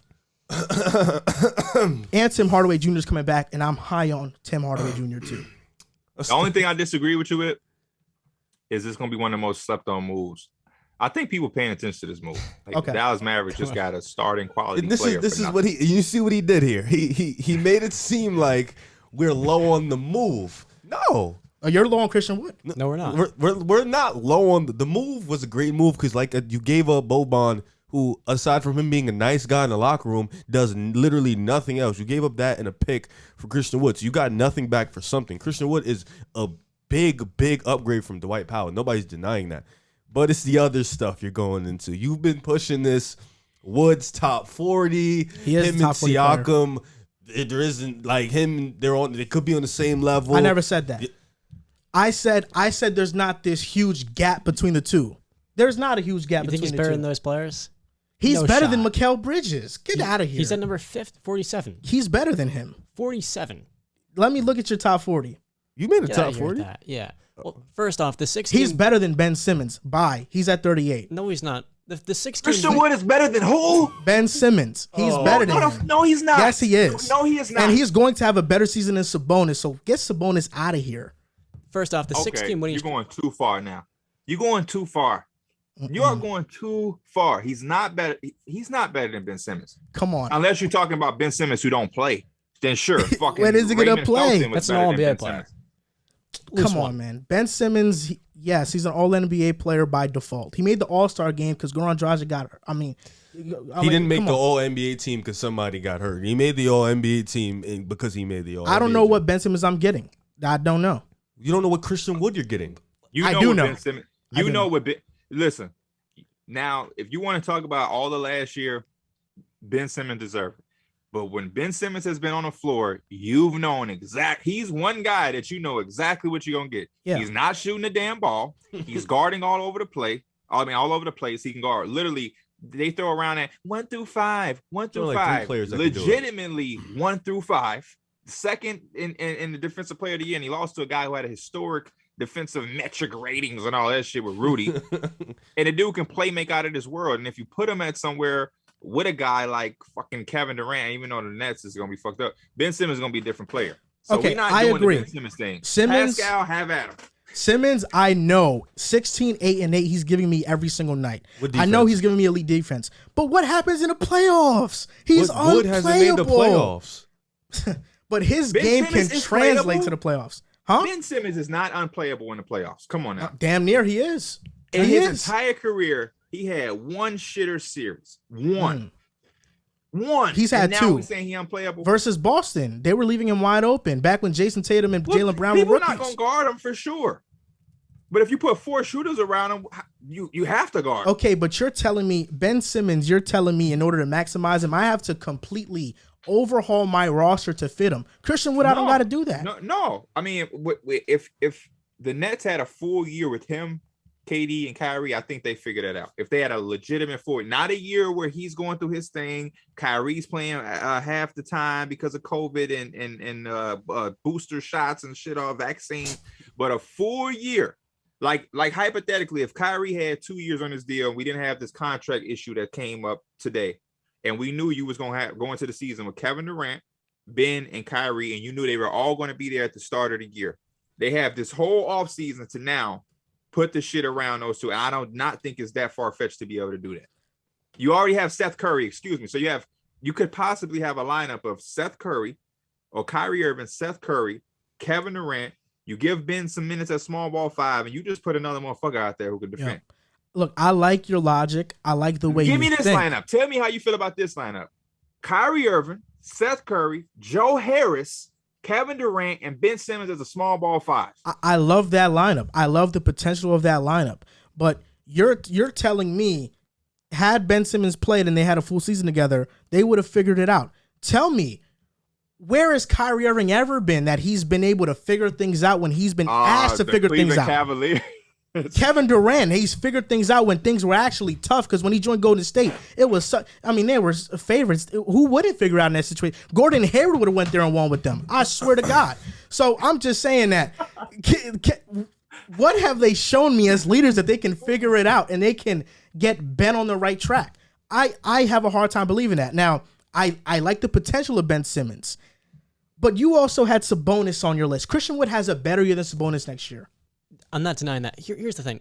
We all like Christian Wood. You also have to live with the opportunity. The not to cut you off, John. I'm sorry, but you also have to live with the situation that Sabonis could easily have a better year than Christian Wood. Easily, he can. He's been doing. No, he can. I'm not disagreeing, but I'm going to push this Christian Wood thing all season long, all year long, and I can't wait until the season starts. Joel, I'm gonna shut up and let John have you because it seems like he got a lot of shit to say. I ain't even finished. I'm about to cook him. so we got into this Ben Simmons, Christian Wood debate. You said Ben Simmons is unplayable in the playoffs. Yeah. Christian Wood has never played NBA basketball. This is the first time for him. Yeah. So that's first And and I'm happy foremost. for him. We all like Christian Wood. He's a super skilled big that can shoot, pop. We like him. Very good player. We're not denying he's a very good player. In a top 60, top 50, whatever. And he's going to have a career year at Luka because with James Harden, he shot 26% from deep, and he still averaged 24 with him. And that was when Harden wasn't even trying. We get how good he is offensively, but there's questions with him. That is why no one's saying he's going to blow everyone away, because we haven't seen him in the postseason. It's a great move because they gave the 26th pick, but how was it that they were able to get him so easily? How come no one else, if the Rockets could have gotten more than just a 26th pick and 4 players didn't pay, then why didn't they? No one was interested. I'll answer that. For one, Rockets clearly just want a first-round pick. They're just rebuilding. Number 2, Christian Wood is on a contract year. So he is not somebody that if a team trades for, why am I going to trade significant assets for somebody who's on a 1-year contract? He's getting paid like $14 million. Yeah, You don't have 13. to trade significant assets. He's getting paid though. $14 million. But that's what I'm saying. That's why I don't think any team out there was able to really wanted to get him. because they didn't want him. The Charlotte Hornets don't even have a coach right now. So I don't think they were in the sweepstakes. And even then, just them needing a defensive presence, it probably didn't fit. What about Memphis? They have multiple first-round picks. They have cap too. Who are they trading for Christian Wood, though? Anthony Melton.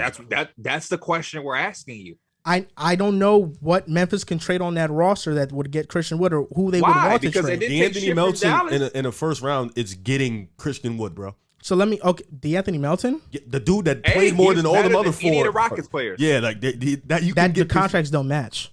Memphis Memphis has doesn't a little. They have a little bit of cap where DeAnthony Melton's getting paid like $3 million. he gets paid $8 million, bro.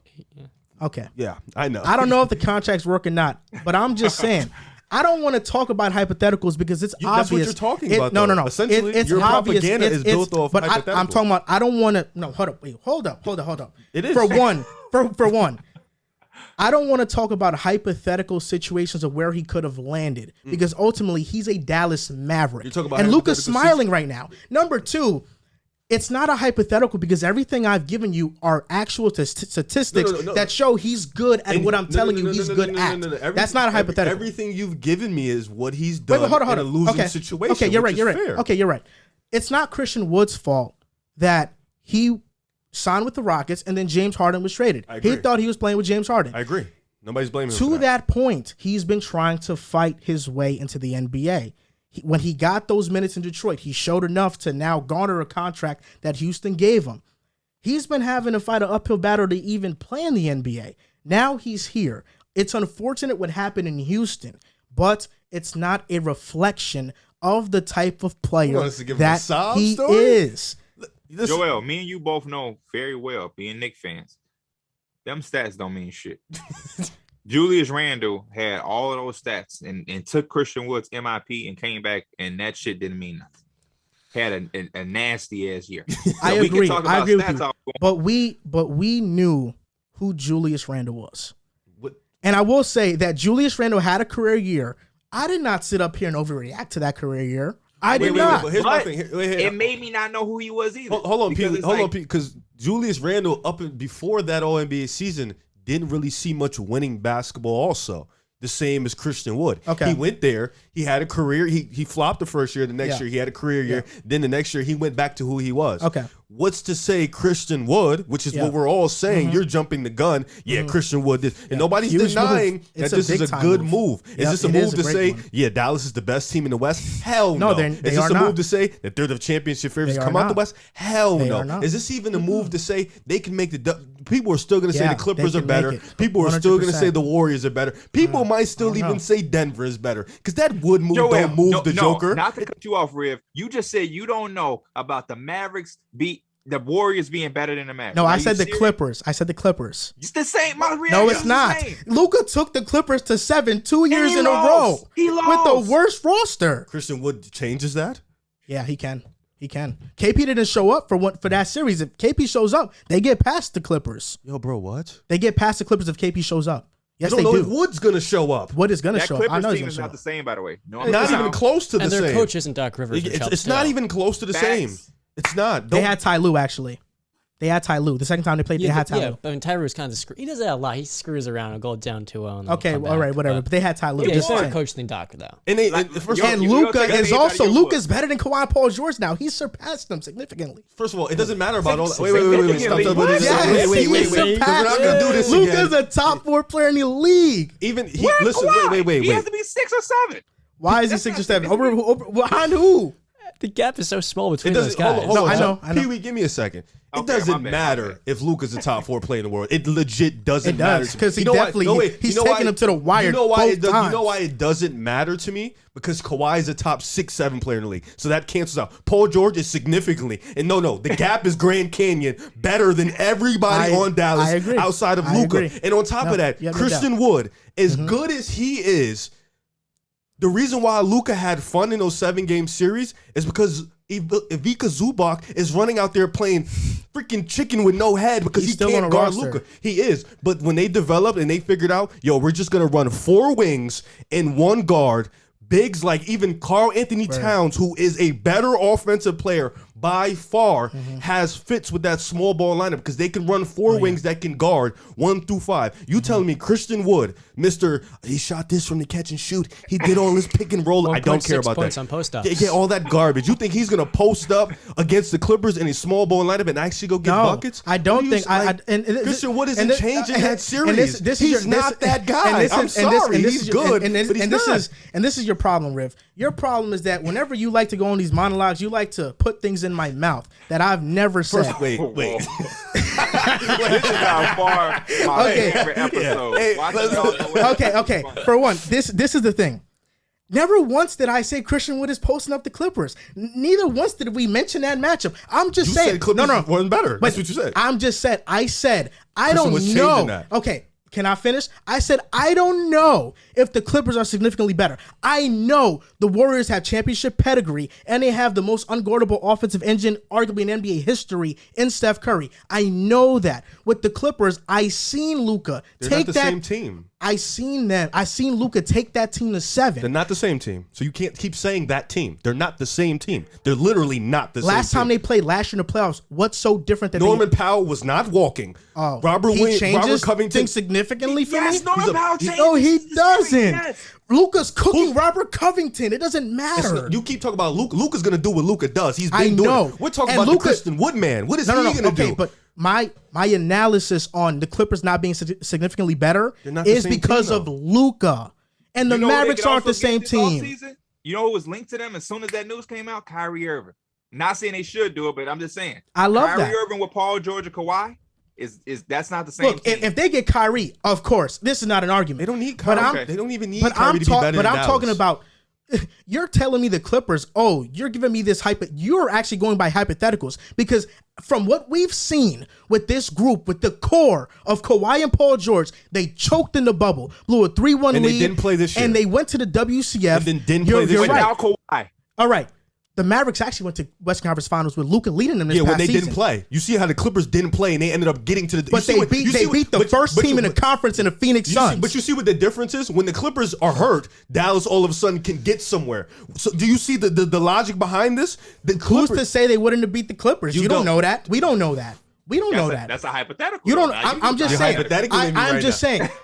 I said I don't know if the Clippers are better than the and you're- Mavericks because the Christian Wood thing is a move for you. let me That's ask you. a major move for you. No, because I view the Clippers as a legit title contender. And but I Christian do. Wood, if I were to rank answer this it, one question, if they didn't get Christian Wood, would you think, and be 100% honest, would you think Dallas had a chance to beat the Clippers in the series? Be honest.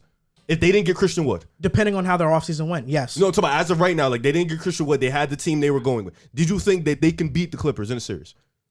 I wouldn't favor them, but it would go the distance still. But you still had the Clippers winning, right? Yes. And now with ultimately. Christian Wood, you think Dallas can beat them. I think yes, they can So beat the them. Christian Wood was the move that ultimately put them over the top for you against the Clippers. Ultimately, though, it's Luka though. That's the thing. It's Luka that they have. It Luka can't be Luka, but it changes when Christian Wood gets there. No, you're just telling. I think Christian was this huge difference as to why they're going to beat the Clippers. You've been pushing that agenda. I never said that. For one, we're talking about.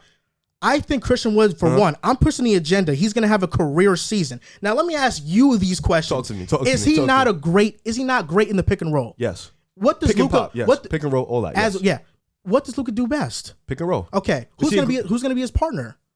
Christian Wood. So that's not hypothetical. That's a That's a- projection that's off a- a fact that's going to happen. Now let's ask this question. Right? Jason Kidd had a great defense last year, right? Yeah. Is Christian Wood a great defender? Is Christian a great rim protector? Answer those. Don't give me none. He's a good one. Can he He's a guard the good one. post? Can he guard the post? No, he's too frail. I agree. I never said he's an all-world defender. No, but we're just- but we're I getting do the questions understand. in. I do understand this. Christian Wood's defensive issues stem from effort.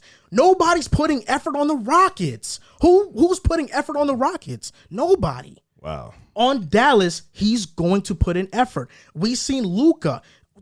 He got hunted by Chris Paul. Jason Kidd called him out. Luka understood he had to play better defensively. What happened? He played better defensively. Dinwiddie was better games? defensively. Brunson, who people view as a bad defender, was good defensively for them this season. It's okay for me to say and project that under Jason Kidd's tutelage, Christian Wood will not be a liability on defense like everybody's projecting him to be. There's a large difference between your guard defensively and the backbone of your defense at the center position. And against that Clippers matchup, yeah, he can take advantage of a mismatch against like Jonas Valanciunas, right? His speed and shooting can take that, and he can turn that into a mismatch. Against the Clippers, when Zubats is off the floor, he's not hunting a certain mismatch because Outside of there's all Reggie those Jackson, wing who players. is he going to hunt? I Kawhi? just want to I don't- clarify this. Next year, my early predictions for the West as a top teams. Number 1 is Golden State. Number 2 is the Clippers. Number 3 is going to be Dallas. But let me tell you this.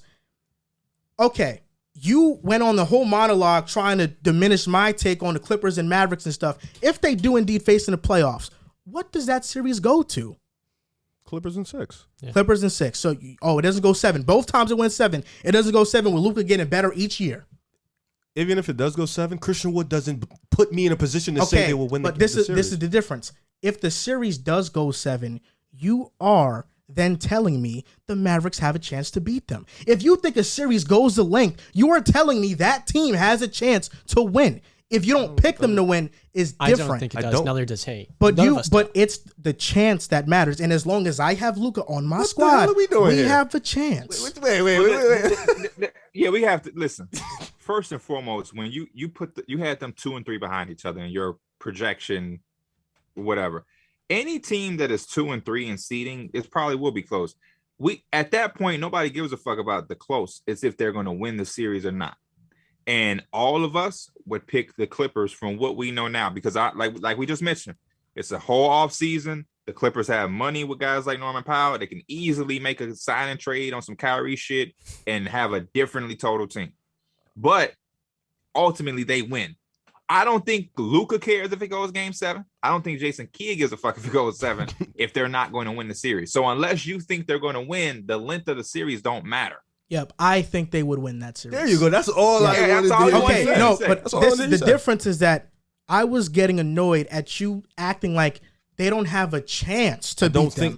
They have a chance to beat them. I think no matter how long the series goes, the Clippers will win. That's Pierre, according to you, do they have at least a chance to beat the Clippers? Yeah, they will have a chance. Okay, that's what I'm saying. When you make it to the playoffs and you're in the playoffs, if we just being real, it's basketball. 1 to 8, you have a chance. Yeah, you want to get but you are getting very technical. No, you were being technical. I am just Pierre, give me. Do they have a 50% chance to beat the Clippers? A 10%? I want to know what you think percentage. It's way higher than 10. I ain't gonna because like you have Luka. Exactly. But I would give the Clippers like 65% chance of winning that. Okay, I like that because those are good numbers to work with.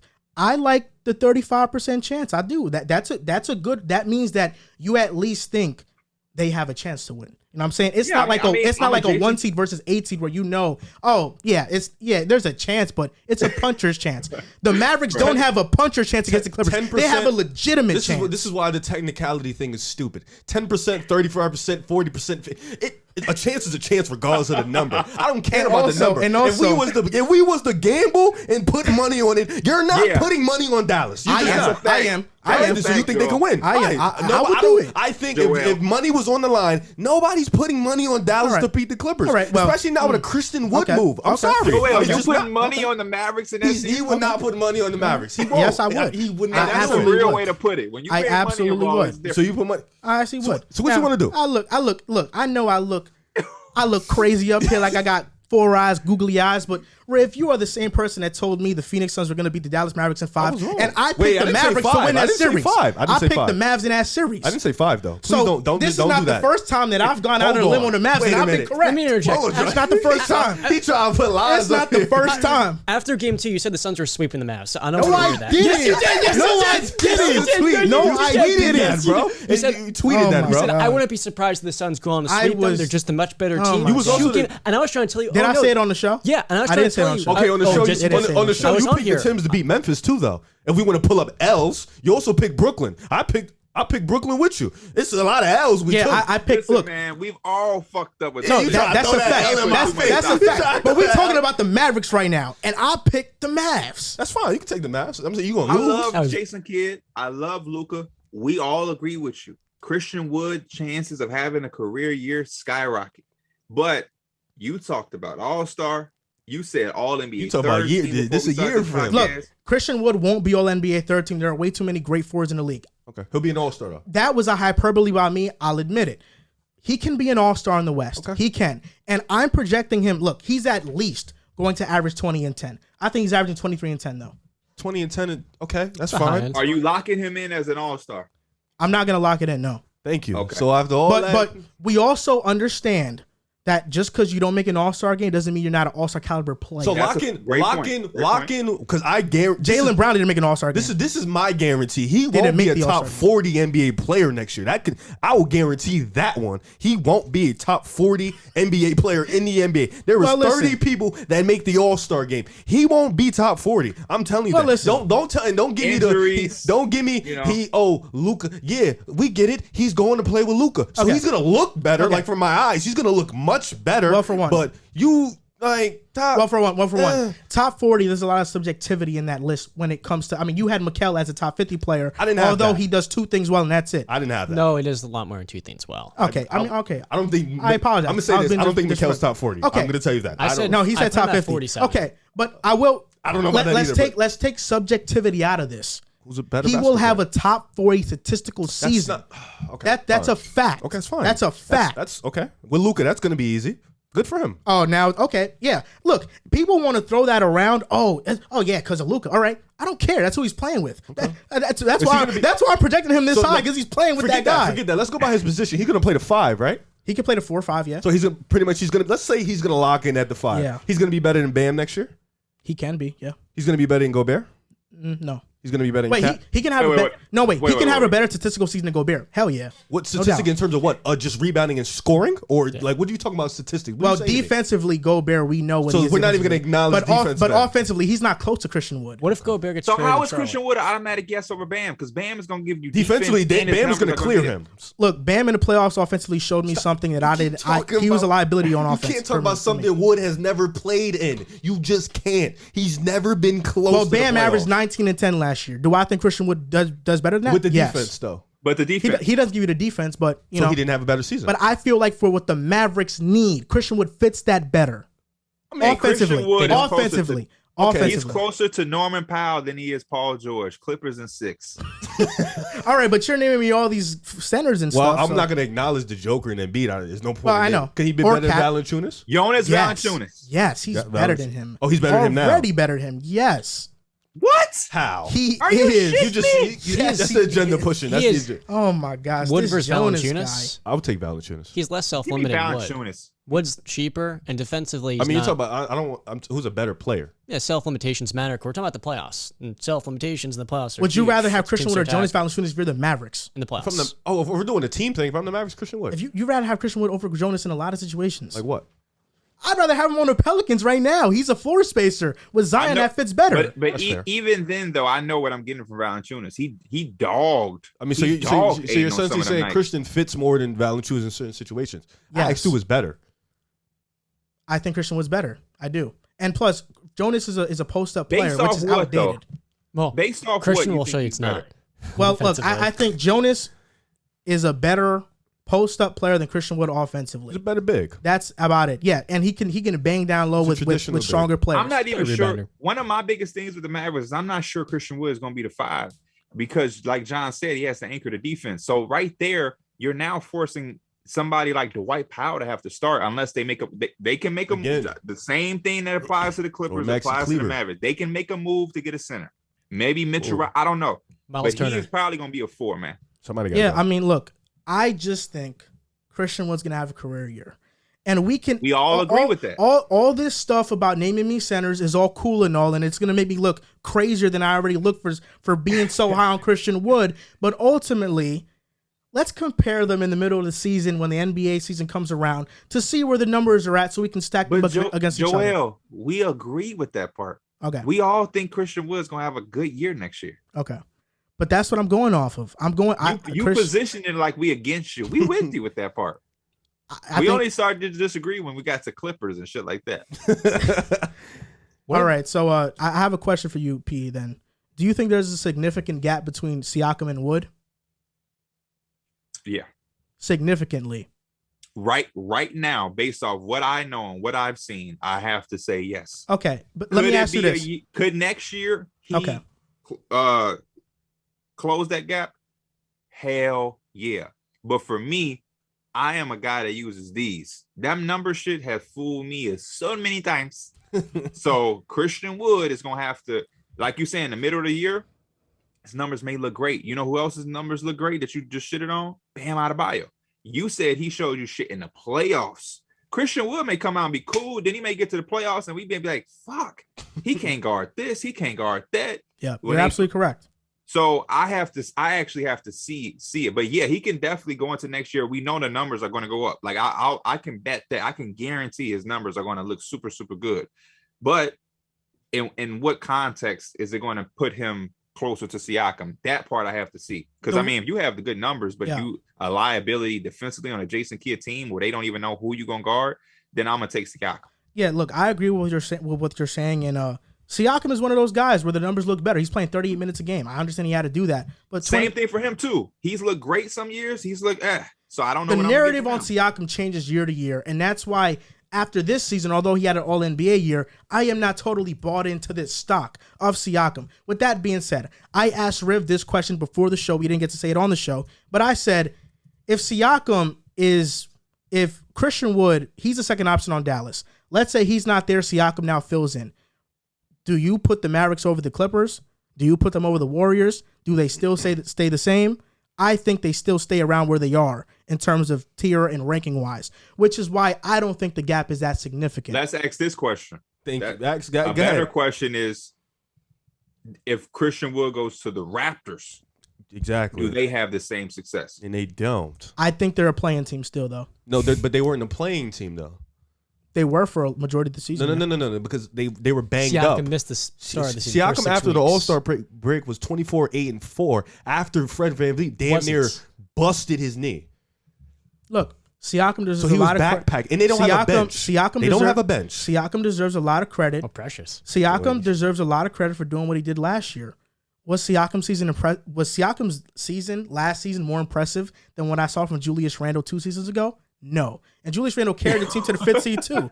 And Randle fooled me. But well, didn't fool me, but I knew what he was. My thing with the whole Siakam versus Christian Wood thing is, you've threw us numbers about Christian Wood. You've talked about his situation. You said he's going to be a better player. Yet you've seen Siakam miss the whole summer, missed a portion of the season. Come in. The Raptors have no bench. Like, they don't have. He has to play 38 minutes, not because he wants to, because he literally has to, so they can get to the playoffs. Fred VanVleet, like I said, damn near shattered his knee. Yeah. It was busted up for half the season. He had to backpack them to the playoffs. And you're telling me, oh, it's not far off, because you've seen Christian Wood put up some weak ass numbers in a weak situation. Right. Yet you've seen Siakam do his thing in a playoff situation, get them out from. First of all, they weren't in the play-in. They got to the play-in, then they got to the playoffs, got a locked spot. It's not the same thing. Look, I'm not denying Siakam had a tremendous season. I understand his game is ugly. I understand Mr. Spin Cycle is a bad. I don't like watching him play either. But you have to respect that when he is the number one, he may not be the championship number one, but he can get his team to the playoffs. He got a lot of respect from me this year. You said a lot of facts there. Stop hating. Then again, he averaged 23 because he played 38 minutes a game. If he's playing 31 minutes a game, which is what Christian Wood plays, so he's averaging 20 and so let me ask you, if Christian Wood played 38 minutes a game, had to run the show offensively and be the versatile defender that Siakam can, do you think he can put up still 20 and 10? You can't. No, he'll still put up 20 and 10. 1 to 5. What he can't guard 1 to 5. What does defense have to do with his offensive numbers? What are you talking about? No. Defense is a part of offense. You have to go guard 1 through 5, and you have to go put up buckets. That's a part of the game. You're telling me Christian was not averaging 20 and 10 playing 38 minutes? If Christian Wood, serious? No, I'm telling you, if Christian Wood had That's to what go, you said, though. Listen, if Christian Wood had to go flip. Now, Christian Wood, you're the number one guy in Toronto. We want to go to the playoffs. You also have to play 38 minutes at the 5 position. In the East, you have to play that while also being our number one scorer and have that same versatility on the defensive end. That 20 and 10 is going to look very nasty. Not a good one. It's going to look like a very disgusting 20 and 10. Not to mention your point guard's knee is damn near broke, and you have to play with the same guys for 38 minutes because you have no bench. It's not going to look the same, bro. I see what you're saying. The responsibility Siakam, is look, it's listen, not going to look the same. Siakam is significantly better as a first option. That's what matters, but though. Not really. That's what matters, though. Not really, because I don't want Siakam as my first option. I want him as my second at best. But he's proven himself to be a championship number 2. Christian Wood. Bro, the Raptors had insane depth that year. They had insane depth. But you keep saying the reason why the gap is not close because them as a number 2 is close. But that doesn't make sense, because how do you ignore being a number 1? If one guy can elevate to a number 1 while also being a number 2, the gap between a guy who we don't even know could be a number 2, it shouldn't be. But also, you're just guessing that he can't live up to that. You're also guessing that he can. We're both guessing at this point. Yes. So then, and I like my guess better. I like my guess better. You can't do that because then you're just guessing. What do you mean? We're both guessing. So then, you're guessing that he won't be able to do that. Christian Wood showed that when he was number 1 option in Houston, he went on a 6-game win streak and then lost 20 straight. He missed half. He missed half those games. He played in 3 of those games. He missed half that. Siakam as a number 1. They just went to the playoffs, And you picked Toronto to win the series. I did. Don't forget that. I did. Because I thought Fred was more healthy. I know. I like their effort more than Philly. Siakam number one. He picked them to win the series. Hey, as a fan of this show, this episode is gonna be so damn good. I'm mad that I'm on it because I'm probably not gonna watch it because I'm already on it. If I wasn't on here, this would have been a good episode to watch. Trying to This disrespect getting good. Siakam, man. Please put some respect on my boy. Look, I put respect on Siakam. I get it. It's hard to watch him. I do get it. It is hard to watch him. I will put respect on Spin Siakam. cycle. Look, what he did was legendary. But let's be realistic. He's a fringe all-star and a fraud all-NBA. Christian Wood we don't know. He could be a fraud. what he is. Christian Wood could be a fraud NBA player. We don't know what he is. We don't know what he is. He's not a fraud, though. I can guarantee you that. Oh, your opinion could be wrong. It I don't won't like be, your though. opinion. It won't be, though. It won't be. We're gonna see, I wish we can fast forward. We're gonna see though. I wish we could just fast forward to the end to this year. Next we'll end this segment with what Christian Wood said to Shaq after the Rockets won a nationally televised game on TNT and he dropped 26 and 15. When Shaq said, "I wasn't familiar with her game," Christian Wood said, "You're a casual." That's what you're acting like right now. We don't even familiarize yourself. You know what's crazy? That after that moment, he's been irrelevant ever since. Rockets would do that to you. Yeah. I mean, we were nice. You nice. He had them one moment in the spotlight where he and you know what? You know what I love even more?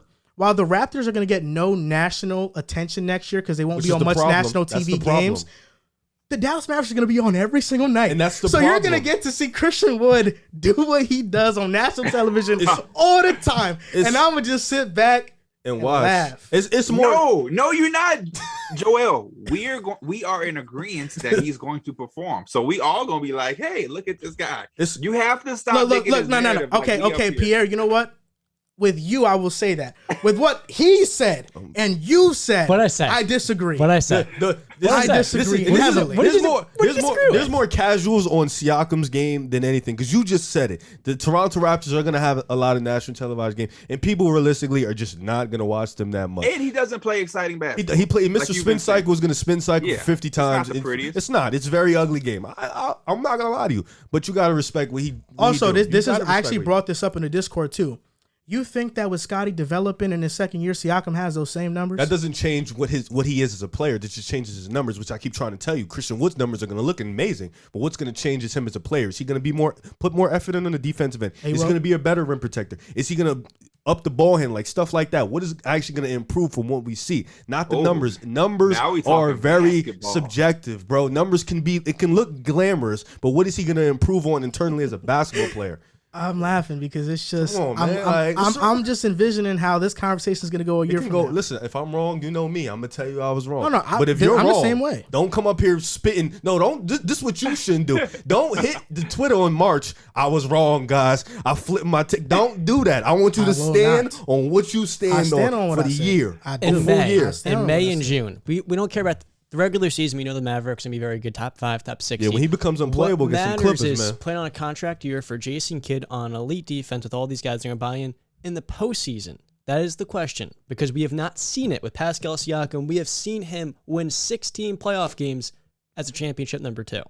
With Christian, we have not. I hope the Clippers and Dallas. So let's come back in May and not more. And a big thing for Christian Wood, and the reason why players like him are such a, I don't know, it's so tough because you like him, but a lot of those, just like Porzingis, and I was a Porzingis guy, that's my boy.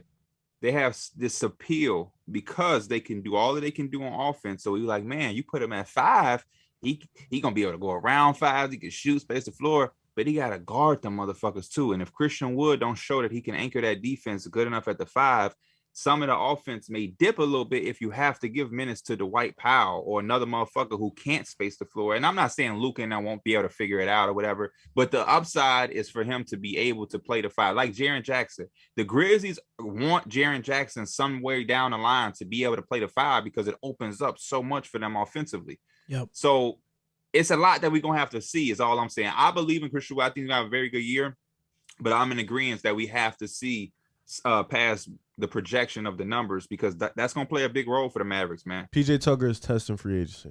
I love that.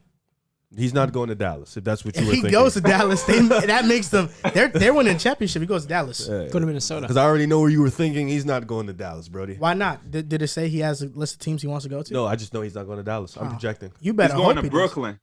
I hope he goes to That'd Brooklyn. be hilarious if he goes to Brooklyn. But he's going to the Clippers, bro.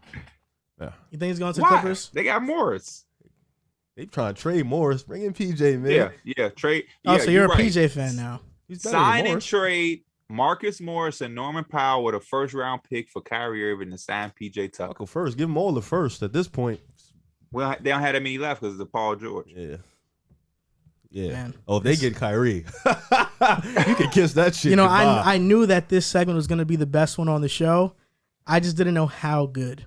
But it was really good. It was really That good. was good. You Yeah. all red and shit. Yeah. That was so good. If y'all put that on TikTok, put my ad in that motherfucker. don't fuck around. I need some of that. So Bradley Beal said he's already made his decision on where he's playing next. Now, do you feel like that decision is not the Wizards? Honestly, that's the stupidest shit I've ever heard in my life. I've never seen a player come out and say, I've made a decision. I'm just not going to tell you guys. I'm just going to wait. It's weird. Like, me personally, I think he wants to go to Miami. Yeah. I do think that's the destination for him. I think at this point, we're at a point in the East where the East could really shake up with a move or two. And I think Miami getting Bradley Beal's that move that we're looking at them, Boston and the Bucks, like, and the Nets, like, oh shit, this could be like a couple years, some slobber knockers in the Eastern Conference. So I think Bradley Beal to Miami. And I like Donovan at first, but Bradley Beal has shown the ability to be an off-ball player a lot of the times in Washington next to John Wall. He has more size. He's a good cutter. He was really great cutter in Washington. He has that ability, and he's a little taller. So, you want the taller guy. And you want the more, I don't want to say established, but at this point, Bradley Beal is a more established offensive player in terms of 1, 2, 3 versatility. So I think Bradley Beal will fit more for Miami.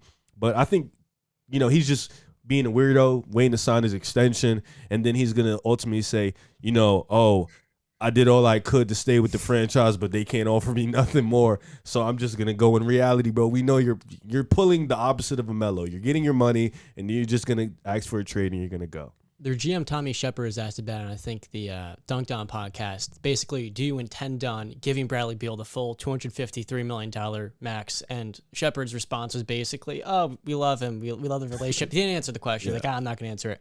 It's pretty simple. Brad's going to get his money, and then he's going to want it. It's very Bradley Beal-esque to do that. The player that wants to stay in Washington to get his money. He likes Washington. Yeah, winning they've 32 been games a lying year. for like 3-4 years. I looked it up before. You know the last time they won 50 games? What year? 1992. Oh, no. 1975. Close. Yo, I'm nice. It was with Wes Unseld. Had to be. No, I don't think. I think you're already retired. 1971? What do you say? The Bullets? Was it the Bullets? Yeah, the Baltimore. usually He actually still was in the NBA. Usually I don't want to knock you, but usually when you ask somebody a question like that, you kind of have the answer in the back of your head. Well, yeah, I know the answer. So why do you make us? Oh, He wanted to see It a was Wes Unseld on the team. well, yeah. Oh, okay. 1979 is the last time they won 50 games. Okay. And he was in the NBA. He was age 32. So Wes Unseld? Yep. He was an MVP his rookie year. Yep. Yep. He had a fro. It's really weird he would do that because we know he's going to take the money and then I guess Then he it wants. goes I guess somewhere he wants to make it like a. I don't know. Maybe make it like a. I'm just confused because we've talked. This same conversation has popped up over the last 3 years. So what's the difference now? Over And he again. keeps making it seem like he wants to stay and build something, but why? And they haven't made no moves to establish. I mean, like last year in the beginning of the year, they were good. We remember Yeah. them. They were fighting tooth and nail. They were in the playoff spot. Then they just lost, I think, like 14 straight games. And then you kind of seen like, all right, a bunch of mid players. And let's be realistic, Bradley Beal isn't a superstar. He's probably like a mid to high level all-star, but he isn't that guy that's going to take you over the top. So it's like you got these mid players, then you got Bradley Beal holding it down. He doesn't have that type of playmaking that makes everybody better. He's a scorer that needs his touches. So it's like he's better in a situation where he can kind of just get the ball, go score, and then defend. He doesn't need to do too much else. That's why I look at Miami like you got Jimmy Butler. He's a playmaker. You got Bam. He kind of runs the offense at times as the big. Kyle Lowry, if he stays, you got Kyle Lowry. He's still at this point, he had a hamstring injury, so I ain't going to knock him too much. But he can still play make. He can still get guys open. So I think that would be the spot for him. But this is just very weird behavior. But this generation. I don't expect any of that just because I feel like what's the difference in saying that now versus later? Yeah. And again, players just don't do shit like that. I just feel like he on some trolly shit. Grown He's man, not by going the to way. free agency because he wants his money. Mhm. And even if he stays this year and gets traded, I mean, shit, do it. But I don't know. You had so many chances he could have been going to Miami. I don't know the difference now and then 2 years A lot of players wasn't gonna go to free agent. Like him and Zach, I didn't see it because they missing out on like $80 million in money. Yeah, it's too like, much. It don't make no, and none of the teams are playoff teams. Like they got a couple years, so it never made sense to like, why would they leave if they want to win? They've made it seem like they want to win, so why would they leave to go to bad teams? I like the Wizards in this position that they currently in, though. If he was to stay versus the other years where I thought he should have no brainer just left. Like you have the 10th pick. Kristaps Porzingis' contract is not, that's going to be up and like very soon. Yeah. And they played good when he was healthy. Wes Unseld Jr. had this team really, really, I don't want to act like they was great, but they were better than they had been the previous years or was projected to be. Yep. I just really think that they missing a point guard. Number one, they don't have one true point guard. That's they're going to be missing a guard, too. Tyus Jones fills that. A backcourt. They're missing a backcourt. For that, though? The 30th best starting point guard. Why would you settle for that? Or the 27th? 30th? The 26th. It's not top 20. Who are the other options that you could have? D'Angelo Russell's one. You were talking about that. I'd rather have Tyus Jones for the Wizards than D'Lo personally. Me too. That's reasonable. You keep some of those assets that you would have spent. That doesn't make sense. And he knows what his job is. His job is to be a steady point guard, low assist to turnover ratio. D'Lo, he's always going to be in that thing of like, am I playmaking tonight or am I going for 35? Yeah. I think when you play with Bradley Beal, you need somebody who knows exactly what their role is. I think Tyus is that. The Tyus Jones consistency would probably take over D'Lo's hot and cold streak. But when D'Lo at a high, obviously, you take D'Lo. But when he's low. I like the versatility of the Wizards, man. Kuzma, Denny. They have a lot of depth. We haven't seen Rui last year. It was a weird year with his parents. He's also another. Yeah. What happened? Daniel Gafford, Bryant. Gafford is good. KCP is the best one of all those wing players. He'll probably be gone, though. KCP? He's on a player option. I'm taking Rui over team KCP. Option. Yeah, I'm sure they'll pick that up. Bradley Beal said, I know what my decision will be based on, and that's going to be where I feel like I can win. That's going to be my decision. If I feel like I can win in DC, that's what I'm going to do. They have Brad Wanamaker, so he's set.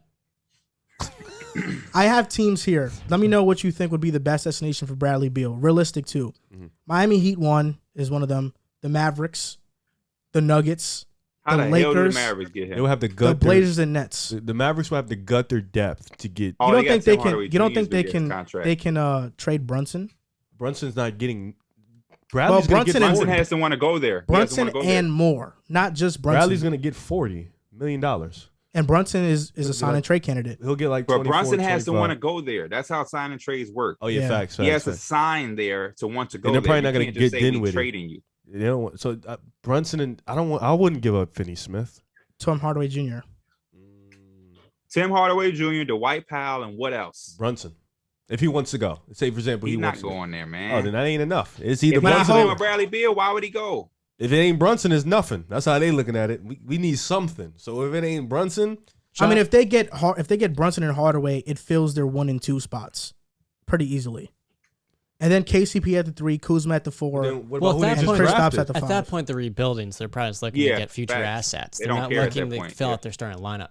The Denver Wizards don't have no pick. I mean, Dallas don't have no picks like that. And then you just pick whoever you pick at 10 needs minutes, like significant minutes. So they need to start like right away. Would Denver trade MPJ for Bradley Beal? Look, I wouldn't be opposed to that. Would Washington take it? It's a good question. When it's back. At this point, Washington. Because he's such a good fit playing off of Jokic with one of the 5 best shooters in the game at his size. Do you trust MPJ's creation at this point? Oh, no. That's why I'm like lower on Jabari Smith. They're too tight on their hips and stuff. They can't dribble. He needs to be alongside Jokic. That's why he's so good. And as Denver, are you doing that? Yes. If I'm Denver, I'm doing that. It's also a new regime, too, with Calvin Booth. I think if you don't trust his health and you think it's only going to get worse with the back at 23. I like MPJ's shot. Look, I like 6'10". I like Michael Porter Jr.'s spot up ability. In terms of creating for himself, he does take tough, difficult shots. He's more than a spot and shooter. And Michael Porter Jr. also doesn't defend. So Bradley Beal's a significantly better offensive player, and we've seen when Bradley Beal wants to try on defense, he can play defense. That's true. He's not MPJ on defense. With MPJ, he improved though as a defender in his second season. The issue is he's missed half of his time in the NBA. First year in his 4th season, basically, with the back issues. But he's gotten better on the defensive end. He's fine. What about Philly? But if I'm Denver, I'll do that. I'm trading MPJ for Bradley Beal. I don't know. I'm not thinking too much about it personally. I think you underrate how good he is as a movement shooter and a cutter and a rebounder. No, he's good at those things. I agree. He's elite at those things. I know Elite he finisher averaged off 24 Jokic. and 10 when Murray- Jamal Murray went down. Joker, Murray, Beal is enough to get it done in the West. I think you need another guard that can defend at a high level. So a wing. Like a Gary Harris, a 2 guard. So that you bringing can put in back there. Gary Harris or just I somebody think he would like be that. big. He was Gary as Harris going to destructive. the Lakers, man. Or Wendell Moore. What you think? Wendell Shit, Moore would be man. nice. I don't know if he'd be able to be impactful enough in year 1 though. That's tough. Not small, but 2 guards in the backcourt. I actually had a Denver and the Nuggets wing. here, too. The West they got a lot of wings, man. Like LeBron, That's why you need at Kawhi, least a Gary Harris or something. PG, like Brandon Ingram, I Zion. don't think Gary Harris saw that shit either. His ass too little. He the for same dude. size as Bradley Beal. He's Is like there 6'4". a- Well, he can Might as defend well well. keep Will Barton. Is there a world where there's a 3-team trade and Bradley Beal goes to the Nets, Kyrie goes somewhere else, and Wizards get assets? Who would be the third team? I don't know, but I'm saying Beal to the Nets with Kyrie. If I'm one KD, foot that out the does not door. move the shit out of me. I'd be dumb mad. Kyrie and Cat paired the boys up back from Jersey. And If I'm Really sad. KD and you the best and you just let go of Kyrie and you giving me Bradley Beal back, I'm good, bro. Send me to Phoenix. The only reason I don't think those happen is because again, Kyrie has to want to go and sign a trade. He has to want to go there. Yeah, that's why If I you think could- he will now, not you go could to sign Washington. him and say you going here, then that's Yeah. different. But I don't I think feel like Kyrie that's how want to you go to should be. Washington. Honestly, if I'm giving you this money, I should decide where What you up, go. hold up, I actually just came up with this off the top of my head. So 3-team trade: Bradley Beal goes to Brooklyn, Kyrie goes to the Clippers, and the Clippers send Norman Powell, Brandon Boston Jr., and let's just say like a Reggie Jackson to the Wizards with some picks. Wizards decline. They're gonna Some pick up the picks? phone and say Miami. Okay, Let let's go, keep going. Reggie money. yeah. Brandon Boston is the one that's like it's the sweet. I think the question I would like to ask is, do y'all think Jerry West accepts Kyrie into the culture that they've built? I thought he was just a consultant there, Jerry. Or what He's about doing what strength about a 3-team trade? This actually a better one, I think. Bradley Beal to the Nets, Kyrie to the Clippers, Ben Simmons to the Wizards. I think they give up shit. on Ben after just getting him. I don't see why they would be They loyal didn't to Ben. Porzingis. You're 4 and 5. And then you got Kyrie, Beal, and KD. Yeah. Okay. No. You have Beal and KD. Kyrie's on the Clippers. Oh. Clippers win. They probably say sure. Yeah. Fuck it. Would KD want out? Playing with Beal? What do the Clippers give up? Hella Marcus Morris, Norman Powell, and Brandon Boston. Bye. Because they're getting this big contract, and they're not giving up nothing. It would probably be Powell Norman there. Powell, Brandon Boston, Luke Kennard could Where be they a name going? that goes. To the Nets or to the Wizards? Probably the Nets, right? I would say like half. I think the Wizards get Brandon Boston. They get the young player. Norman Powell could be a guy that they get, or maybe Reggie Jackson to fill that point guard void. Even though Ben Simmons could fill it. Now that I'm thinking about it, it could just be a straight up deal with the Wizards and the Nets. It's Ben Simmons and Bradley Beal, and that could be something that they could do. But yeah, I actually hope Beal doesn't go to Dallas though, Yeah. because it ruins my Christian Wood take. Oh my god, No, your take is cooked already. no, it's not. If Bradley Beal goes there, then the touches are definitely I scaring don't know. me. I think Kyrie wants to stay in Brooklyn, running back with KD though. So I think he'll. I'm sure he does. I think it's about that bag. Yep. I mean, About yeah. that bag. So the Athletic, talking about Kyrie, the Athletic came out with multiple like stories today that the Hornets are hesitant to offer Bridges a max. Sexton is clear for full basketball activities. Pacers are shopping Turner and Brogdon. The Wolves have discussed deals around centers. Clint Capella's a name to monitor. The Kings are interested in John Collins. Shaedon Sharpe has been very competitive in his workouts with teams. And Kyrie, of course, is the contract is up in the air. What do you think about Miles Turner to Dallas? I think I mentioned that before. I like it. That would be the perfect Christian thing for plays the four? Christian. I think that'd be amazing. Because with Daniel Tice, it was as destructive a front court pairing as possible. You put Turner at the 5 space on the floor, it opens up the lane still. Then defensively, Wood's got the length and the activity to guard well on switches. He can just be a 4 defensively. Oh, and now Turner he will can hold defend. it down. At the Now 4, he can defend. you missed my entire point. As the center is the most important defensive position as Mm-hmm. the backbone. You put him at the 4, he's no longer the backbone. Malcolm You put Brogdon. Turner. Turner is so underrated at the 5 because of look at what Sabonis. They're positive. They're one of the 10 best defenses, even with Sabonis playing the 4. Miles Turner been on the trade block for 10 years. Yeah, he's young Yes, too. He's he only has. 25. I feel bad for him, man. The team don't want you. They've been telling you they didn't want you for so long. I think they want more for a player. I don't think teams or people realize how good a defensive player he is. Yeah, he's really good. Miles Turner? Yeah, he's really good. I think his shooting's a little overrated though. He only shoots like 33%. Malcolm Brogdon to the Wizards. He's their point guard with Beal. That's nasty work. I couldn't. That's nasty work. The Wizards got interest in Malcolm Brogdon. I actually rather have Tyus Jones than Brogdon too. Me too. It's valid. I would too. Yeah. Durability and Mr. stuff. Malcolm Mid. Talking about rather having certain players, the finals just ended, and this one player in the finals, he shined, Jaylen Brown. And people have started to overrate him. Maybe others think he's underrated. So this is a would you rather Jaylen Brown edition. I'm curious to know where you guys stand on these names. We did a would you rather the other day on Through the Wire. I gave y'all a shout out.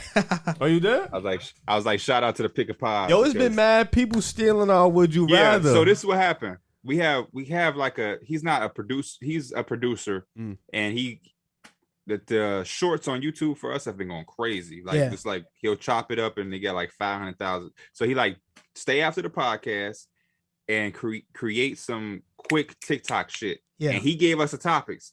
And one of them said, it was like, would you rather Jason Tatum edition or like with Jason Tatum.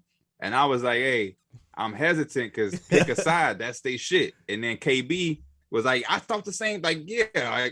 But I was like, we going to do it anyway. And I'm going to just shout out pick a side because it was Jason Tatum and I added Kawhi because that was when y'all, but also because y'all. Now, bro, all you got to do is just ask us, yo, can I use that? You know, but other people they was moving funny. We ain't really like that. We was like, who else did it? Come on. Well, PFF put up graphics, and now PFF started putting up graphics that like say "Would you rather" on it, and all that other stuff. Y'all football positions, they would drop. Yeah. It's funny. It's funny. I mean, I really have no problem with it because the more the merrier. Honestly, we're not the first people to compare players. We just put a title on it. That's really it. We're the first people to make it active and lit. As long as y'all keep doing it first, you're good.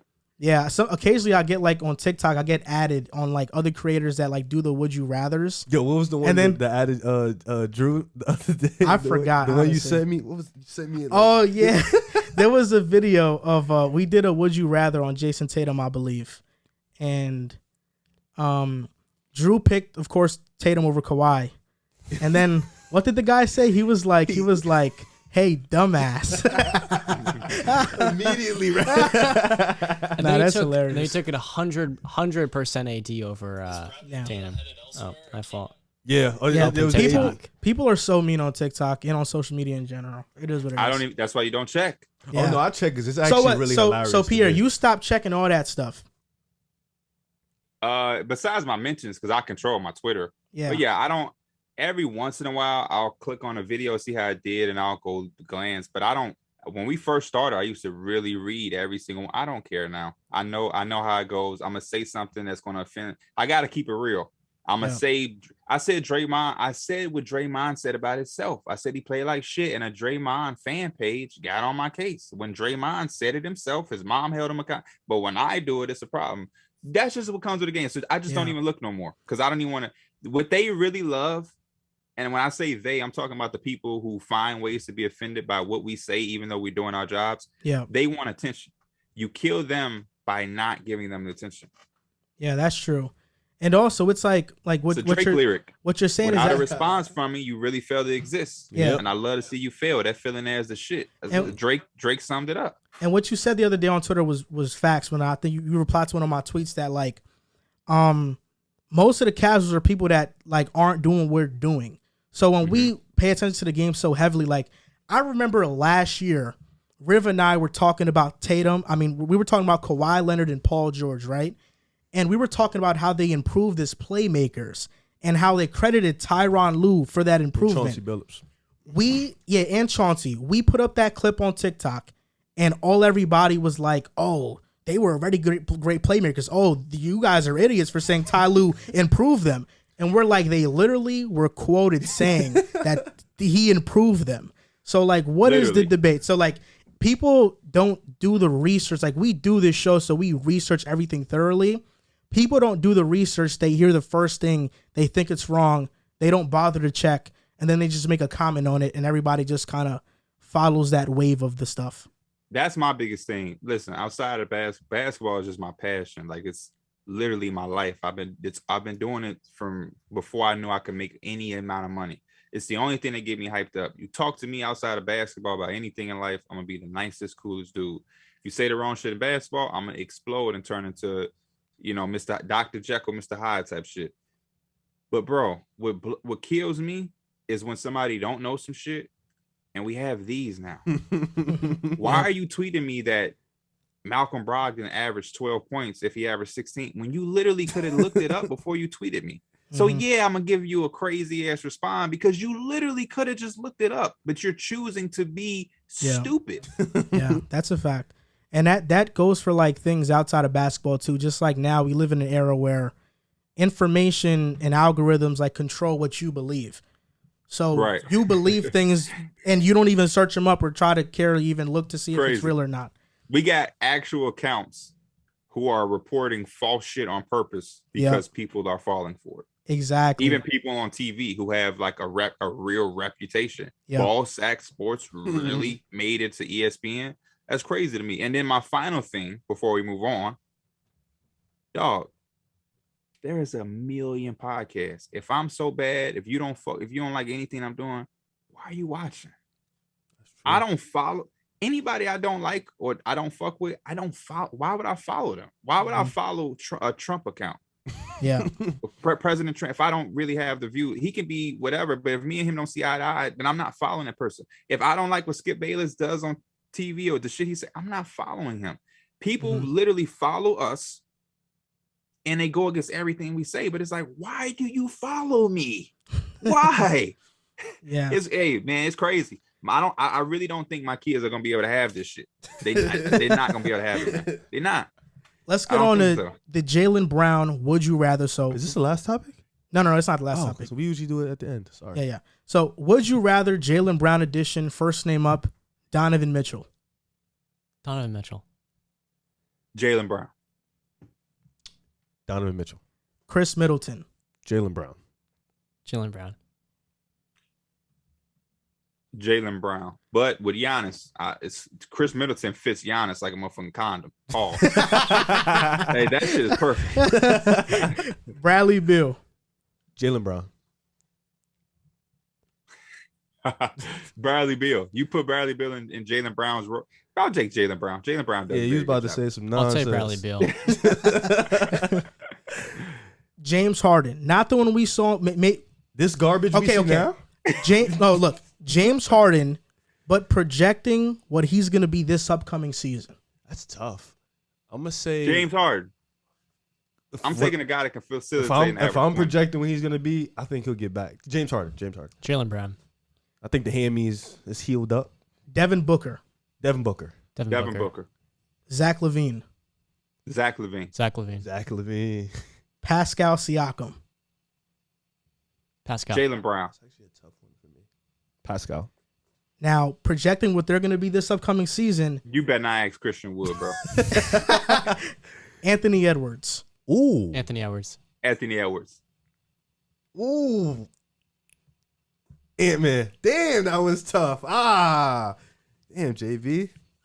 Ant-Man's going to be better for sure. Yeah, Ant-Man. Damn. He's the guy. There's a lot of dudes in the league, He's bro. the best shooting guard in the league within 2 years. I can't believe y'all took Donovan Mitchell. You know me, I'm going to die on that hill. It's tough. Yeah, you were. Yeah. I'm going to die on that hill. He said, would you rather? But y'all took Devin Booker over him, too. I remember I admitted you. I was like, Devin Booker got right, you did. Yeah. One of our first conversations. I took the L. I was like, what do you think about SGA? Oh, you know where I'm going with this. I'll take Jaylen. Shea can't defend. What? Shea can't defend. He get pushed. He can like close out while he's cut to the lens. Because he's skinny. Yeah, exactly. I'm gonna use your Christian Wood logic in a better situation. I feel like he'd be God tier. So I would say SGA. Averages 1.6.7 points in isolation. One of the best in the league. He's actually one of the best isolation players. Yeah, he is. SGA. Because when he came in, everybody was talking about defense. But when you go to a team that ain't defending, culture is not winning. Your defense is going to keeps like OKC when he plays. OKC is somewhat competitive, exactly. So they're garbage. So keep that up there. I can see the Chris Middleton thing though because like situation. Yeah, in Milwaukee, I don't think Brown can create like Middleton Middleton's Michael Jordan in home games in the Milwaukee, bro. I tell you, he creates just enough for them, and then it's also good off the ball enough for Giannis to still do his thing. Him and Giannis got that nice little pick and roll 2-man game. That shit works. I mean, we've seen. I'm curious to see what the response to this is going to be. They're going to cook us because we've seen people think Jaylen Brown's above Jason Tatum now off of the finals. Cheap. No, I want to see what Drew says when we post this. I've never understood that Jaylen Brown versus Tatum conversation. Yeah, I don't. Maybe think it's I'm just a Jason Tatum guy. Chaminade Duke.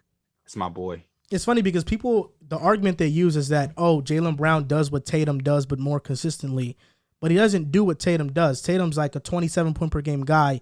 Jaylen Brown is 23 max. In all due respect to Wiggins, too, Tatum was getting guarded by Draymond Green in the finals, who's the best defensive player since Duncan. So I feel like we forget to take that into account as well. Since who? Duncan. I said Draymond's the best defender since Tim Duncan. Damn, man. It's a dude named Kawhi Howard that exists. I think he's better.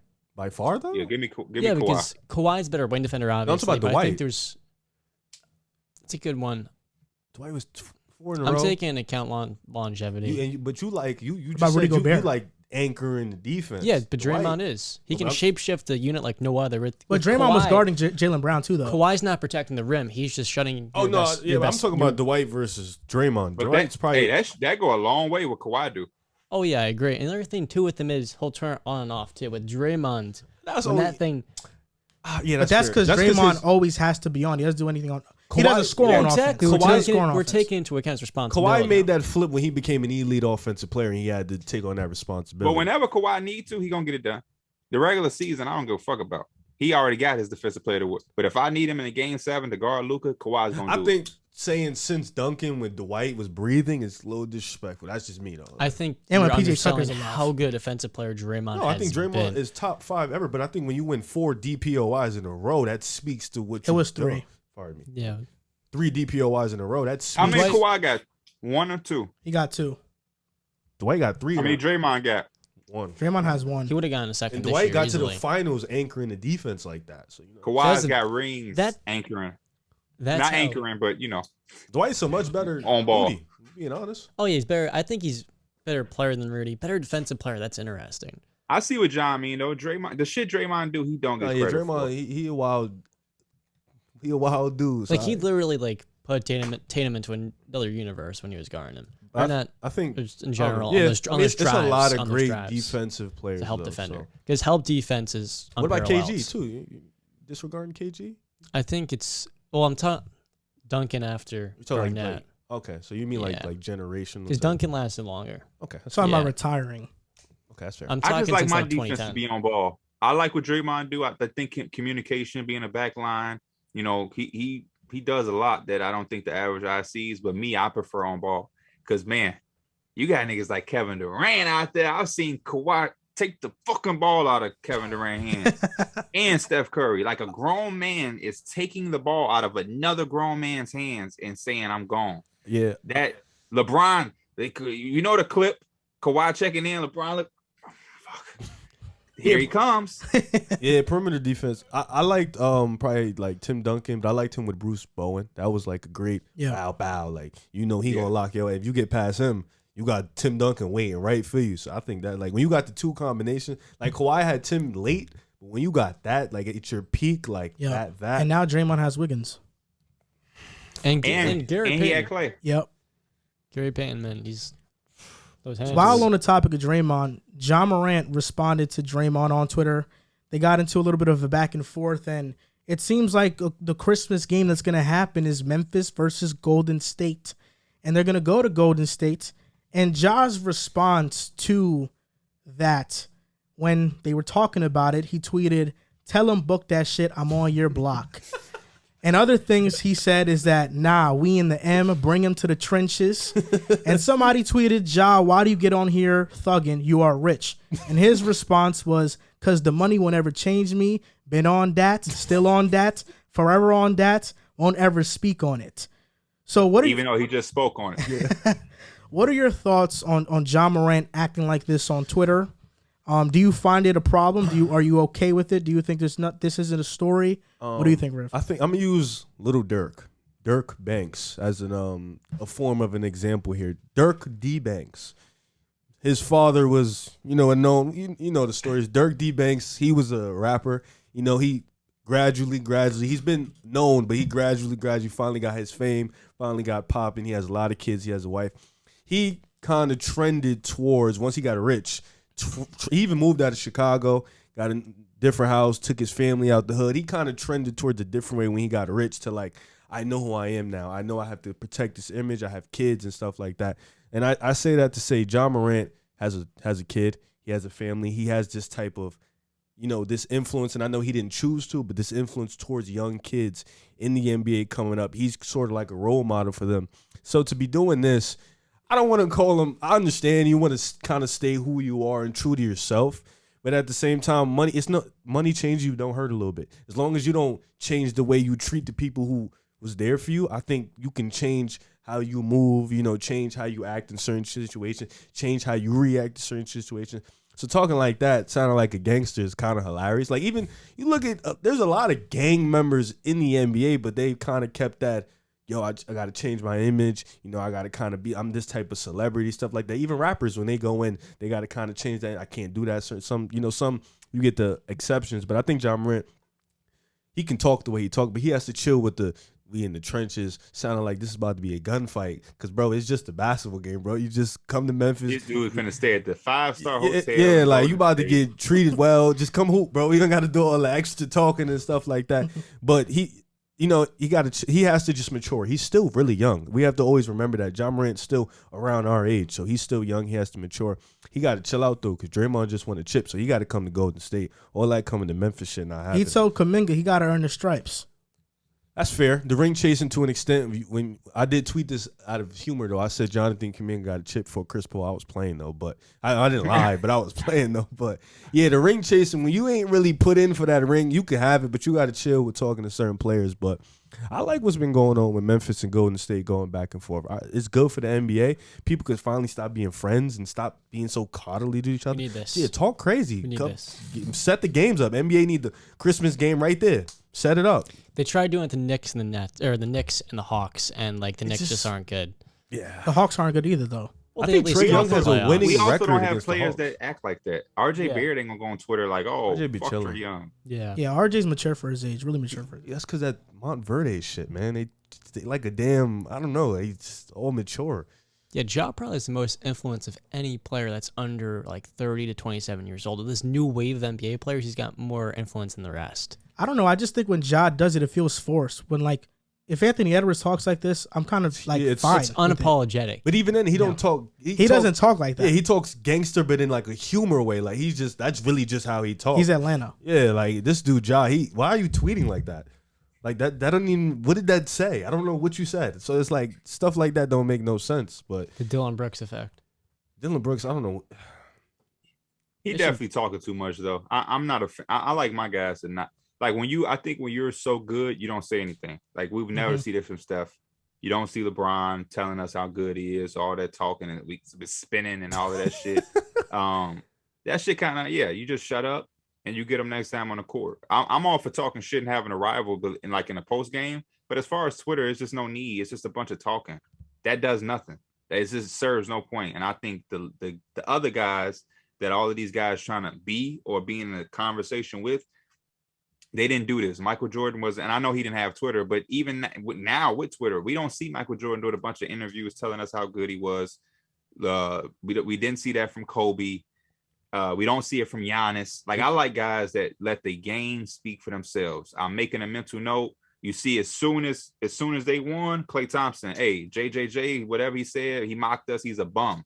I have the right to say that now because I won. Yeah. I'm using it as a mental note. And they beat them. Now when I get the chance to talk on it, boom. Now if the Grizzlies win the championship next year, Jaren Jackson Jr., you make a mental note. Remember when Klay Thompson said I was a bum? Well, who the bum now? And then now that's a rivalry. But all this Twitter shit, shenanigans, it's gonna mess the game up. It really is. When he got hurt and took it to Twitter, broke the code, I was ready to delete Twitter and just turn off all my devices. I was like, we can't be doing this. Broke the code. I wonder if someone from his camp a minute later was like, Jai, I gotta take that down, bro. It's like broke the code. I don't get it, man. It's new age though. I feel like he's one of those guys that is being propped up as a superstar, and then in a year or two is one of those guys that is universally disliked by the NBA fan base. For real. Yes, yeah.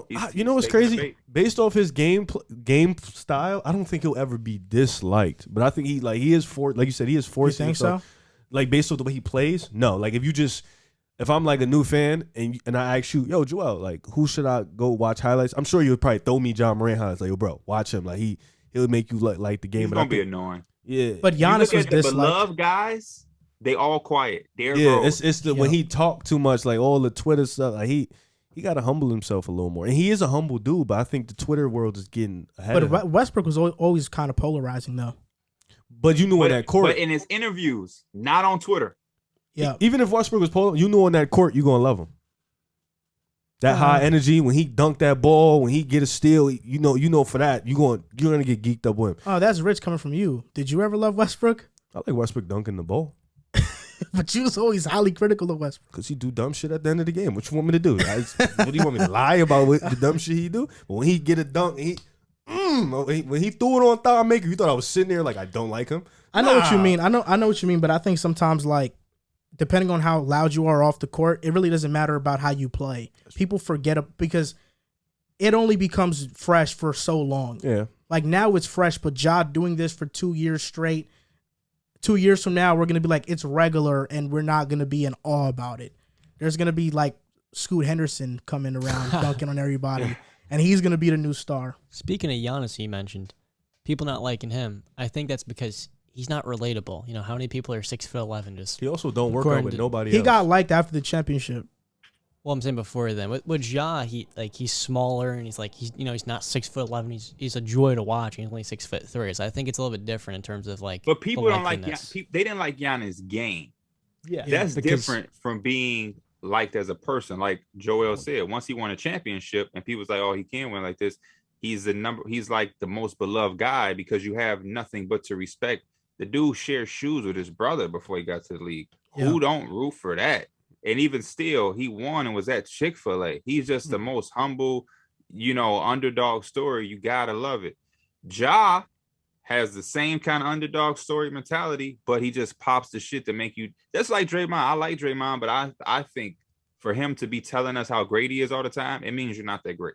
You have to remind me how great you are. It's like, are you really that great? Yeah. Yo, I'm the best defender ever. We did. Motherfucker, I can't tell. You're telling me every chance you get. It's just, I don't know. The guys who talk a lot, I do agree with Joel. Guys who talk a lot, they just put themselves in a position to be disliked because it just becomes annoying. It's just like, shut the fuck up. Yeah. One of the bigger things that happened this past week is that Kenny Atkinson stepped down, and this is the last topic on the show. Kenny Atkinson, I'm hungry. Kenny Atkinson agreed to be the Hornets coach for the next 4 years. He then stepped down and said he changed his mind over family reasons. Now, it's important to note that he has moved 3 times in the past 3 years. Brooklyn, L.A., now San Francisco. Do you think Kenny Atkinson stepping down has more to do with him or more to do with the Hornets and him thinking they might be an unstable situation to win? I'm going to go 60-40. I think 60% staying with the Warriors. I think 40 with the situation in Charlotte. To start off with the Warriors, they just want to chip. And he's looking at he's a development coach. I think we all understand that he develops talent.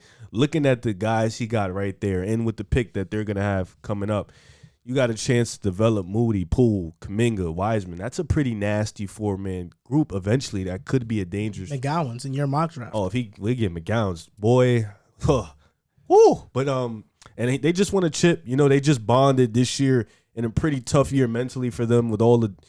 Concerns that they have with all the people doubting them. So I think him seeing that definitely, and then also, of course, with Charlotte being immature, having a lot of young guys are like they have Gordon Hayward, who's probably the most mature guy there, and then a bunch of young kids. Terry Rozier, he's mature, but he kind of acts like a thug sometimes too. So you got a lot of immaturity there, and then the situation doesn't look too bright. Like even Steve Kerr, I think he said it one time, he had an opportunity, remember, to go to the Warriors, to go to the Knicks, and one move to the Knicks could have changed his life, but he chose the Warriors that was already established. I think Atkinson is looking at that too, like this is a team that's made the play-in twice, got blown out twice, is this really a situation where I want to go make a new blueprint on my career? No, I think he would rather just wait, be where he's at, and then find a better or get a better situation in where he can come in and kind of not maybe have a Kerr-like impact, which is once in a generation, but have some like that type of impact where they're a playoff team right away. You know, a situation would be really cool for Kenny Atkinson? San Antonio. Year or two, with all the shots they're trying to take on Josh Primo. Who did we hadn't taken in the mock? Johnny Davis. Johnny Davis. And Sohan. When you're looking at how well Greg Popovich and the Spurs develop talent and that farm system they have, Kenny Atkinson would be perfect to add a little juice to that rebuild and the culture. And I think for the Spurs, it makes almost too much sense to bring a guy like retiring, that though. in a year or two. Yeah. So he gets to spend a little more time in Golden State. Maybe gets himself another ring because why not? Gets to coach Steph Curry and all these other young players. And then once that dynasty starts to slow down a little bit more, Greg Popovich retires, bam. He's going to be in the running with Quinn Snyder and a few other guys. But if he wants that job and he's signing up in a few years, that could be a great opportunity for him. I'll do you one better. So first of all, it's an odd situation, but I understand where Kenny Atkinson's coming from. I think the Hornets are not a very intriguing situation. LaMelo's intriguing, but Miles Bridges, is he coming back? You don't know. And he was also on Instagram with the joint and pink lemonade. He says it, but it looks like a lean cup. Terry Rozier, you mentioned it. He is a good player, but he's an undersized 2 guard. Just talking about his play style, undersized 2 guard. Gordon Hayward's gone in 2 seasons. They don't have a true center. It's going to be very hard to get any of these guys to buy in defensively, and they've missed the playoffs for 6 straight seasons, which is the longest drought in their history. And the Eastern Conference is tough. Like, it's a tough conference now. It's not easy to get into the playoffs. Now, with that being said, there's a possibility where Steve Kerr is telling Kenny Atkinson, you know what? I'm going to only coach as long as Steph Curry, Clay, and Draymond are here. Maybe that's 3-4 more seasons. After that, Kenny Atkinson, you can have the reins with this new era of Poole, Wiseman, Kuminga, Moody, and that's all yours. Tough. And then Kenny Atkinson is the coach for Golden State that takes the mantle, kind of like what Pat Riley did with Eric Bryce Spoelstra. McGowan's, bro. And then Kenny Atkinson's the coach for Warriors. Chip. Management matters, and Mitch Kupchak is not done. Like the Hornets have not been well run the last few years since he's come in. The Warriors have, obviously. Like you said, the Hornets don't have a center. What are you gonna do with that? And the Warriors don't either, to be fair, though. Bro, well, they don't need one with their Mason Plumlee. Yeah. And even James Wiseman, at least they've invested capital, high-end capital into that. Kevon Looney's fine. They may draft another one. Management really matters, and I wouldn't take, in all due respect to Mitch Kupchak, I wouldn't want to be under him opposed to Bob Myers in a few years. So, yeah. I hear everything y'all saying, but the fact of the matter is he accepted the job. So he knew what management was already. He knew what the Charlotte Hornets was as a roster. He knew all of these things. I'm leaning towards the family thing. You don't take a job and then say, oh, but you know what? Mitch Kupchak is the GM. Oh, you know what? We don't have a center. Like he went through all of these things. Like he got interviewed multiple times. It was between him and Mike D'Antoni. Like, and he was the only one to interview with Michael Jordan. Just wanted to put that out there. That's tough. And still accepted though. Yeah. So it's like that's the thing I can't get past. All of the things y'all saying would have been cool if he turned it down, but he accepted. So I take the family in consideration, the fact that he does have the kids, the fact that you named all those places and compare those places to Charlotte. I don't know if y'all have been to Charlotte. I did for All-Star Weekend. It does not compare to San Francisco. Yeah. It does not compare to New York. It does not compare to California. I've been all these places he's coached, and Charlotte is the one that's odd compared to the other 3 that he's been. And he just won a championship. Take that in consideration. Maybe that's swung his mind a little bit, but he had to know that they had a chance to win the championship. But I'm gonna take a bulk of percentage into the family thing and really hearing his kids out. Because all the things y'all saying would be stupid for him to take the job. And Kenny Atkinson, I don't take as a stupid guy. It just doesn't make sense to check. That means he got his intel about the organization and the team after he accepted the job. That sounds ludicrous to me. Yep. Does he get So, a pass? My fault. No, you good. You good. Does he get a pass though for being in the middle of a finals run? Because maybe his mind was trying to divide itself into two separate places of what's He next and accepted what's right before now. they won the chip, correct? Yeah, it was in the finals, right? It was during the finals he accepted it. Maybe they was down 2-1. He was like, "We might not win. Let me get out of here." And then they won. He was like, "Nah, I'm coming back." You know, Now, yeah, I just wonder what it was. I think the family reasons has that does ever sound. happened? That's what I don't Steve know Kerr if it's said. happened in the NBA. Steve Kerr said in an interview he has 2 kids, and he felt that played a part because they expressed that they didn't want to leave They the probably area went that in they were there in. bugging like, "Yo, daddy, Yeah. we not going nowhere." Like That was at the parade interview Steve Kerr did. yeah, it was at the parade. Parade was lit. Yeah.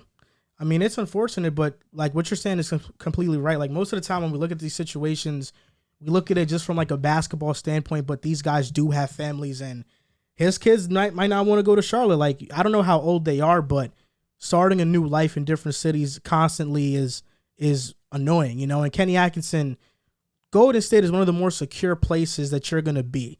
Steve Kerr's not going anytime soon.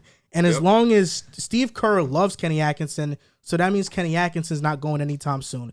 He could go to Charlotte and get fired in 2-3 years if they underperform. Let's move across the coast a third time. Exactly. So that's why I think, it makes a lot of sense. I think Quinn Snyder think he would coach this upcoming season if the Hornets are interested and we're willing to throw him a lot of money. I think If they're Quinn Snyder willing to pay takes him. the season off. I don't You think think? Quinn Yeah. comes back until Pop retires. Quinn just had surgery, right, on his hip or some shit. I think so. Yeah. Yeah, I I think think he's when the sitting for now. Spurs open up a head coaching spot, that's when Quinn is like, "Okay, I'm ready to coach again." Now, does Quinn Snyder do media like Stan Van Gundy? Hell no. I think No. Quinn gonna sit out, relax. He's too intense. Yeah, you saw how See red his he face got. doing them timeouts and Yeah. shit. He be I'd be intense too. They can't guard nobody, man. That shit why is it a given he gets that job What? as a Spurs guy? No, I know I- he's being linked. No, I'm saying if like the Spurs open up, I think that's when he'll come out and be like, "All right, I want to coach again." So they'll probably look, because he's like a Popovich type of guy. Spent Gonna be a lot of pissed off people when that job opens up. Yeah, Because a lot of guys sat and waited, and they had to take other opportunities. you gotta go they with just the better had to. dude. He's got the most gravitas out of all those guys. I think Snyder and DeJounte be dope. Yep. That's going to do it for episode 189 of the Pick a Side podcast. You can follow us on Instagram and TikTok at Pick a Side Podcast, on Twitter at Pick a Side Pod. And a shout out to John and Pierre for being on the show today. It's always a great time. Thank you for having me. It's always a great time appreciate with John and Pierre. Like we said, last episode with Pierre was the highest viewed episode. We got to This one double will up beat on this that. one. I think it will too. The shit between you and Rev with the Christian Wood shit, man, that itself is out of here. That All is right. out of here. So thank you guys for listening or watching, and we'll see you next time.